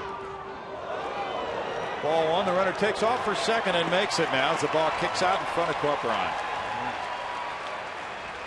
It's a wild pitch. The infield having pulled all the way in, they had dismissed that option anyway, but now a decision as to how aggressive are you with Kuzminoff. You can walk him and then set up a force at any base, and then you put Anuri in the situation where he has to throw strikes to the next hitter. That's what they're going to do. To pitch to Eliezer Alfonso. 1 remaining pinch hitter for Jim Tracy. Chris Iannetta.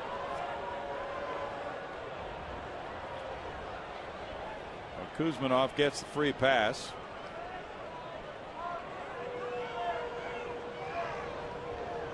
$14 hits for the Astros, 13 for the Rockies, each club with an error, and it's been 6-6 for a while. Ever since the bottom of the 4th, when the Rockies got 2 unearned runs to tie it, and then the Astros in the 5th inning tied it there, 6-6. So ever since the top of the 5th. Well, the intentional walks are mounting. The Astros have used that ploy in the 6th inning, again in the 8th, the 9th, and now the 10th. 4 intentional passes for Brad Mills. Bill Kale looking out. Hoping the Astros can get out of this bases loaded 1-out jam. The Rockies have left 15 men on base. They left the bases loaded in the 8th inning. They've had 5 innings in which they've left 2 men on base. Alfonso singled in the first. He's walked in the 5th. The 3rd time he has walked this year. Not a real patient guy. He hasn't had a ton of playing time. 54 at bats coming into this ball game. But if you throw it close, he's likely to swing. And that's the game plan here. Make a good pitcher's pitch. Hit the ball on the ground. And get out of Dodge. 1 grand slam, and that came this season.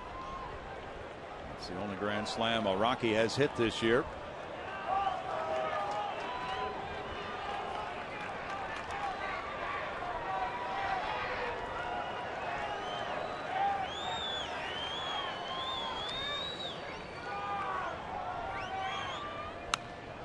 Foul back.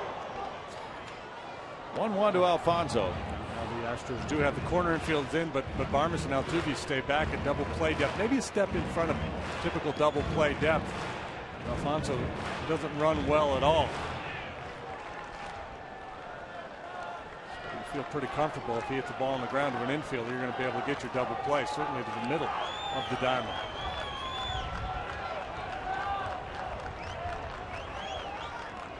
In the dirt, it gets by Corcoran. Here's Tulowitzki coming in to score the winning run. The Rockies win it 7-6 in the 10th. And a bases loaded wild pitch. And Corcoran talking right now with Rodriguez in somewhat heated terms. He put his arms out as the ball went back to the dugout, and Tulowitzki had stepped on home plate as if to say, what happened? Here it is.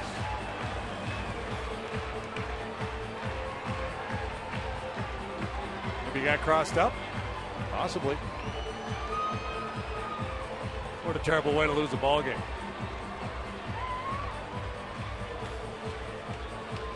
Tulowitzki comes home with the winner, and the Rockies take this one in the 10th inning, 7-6.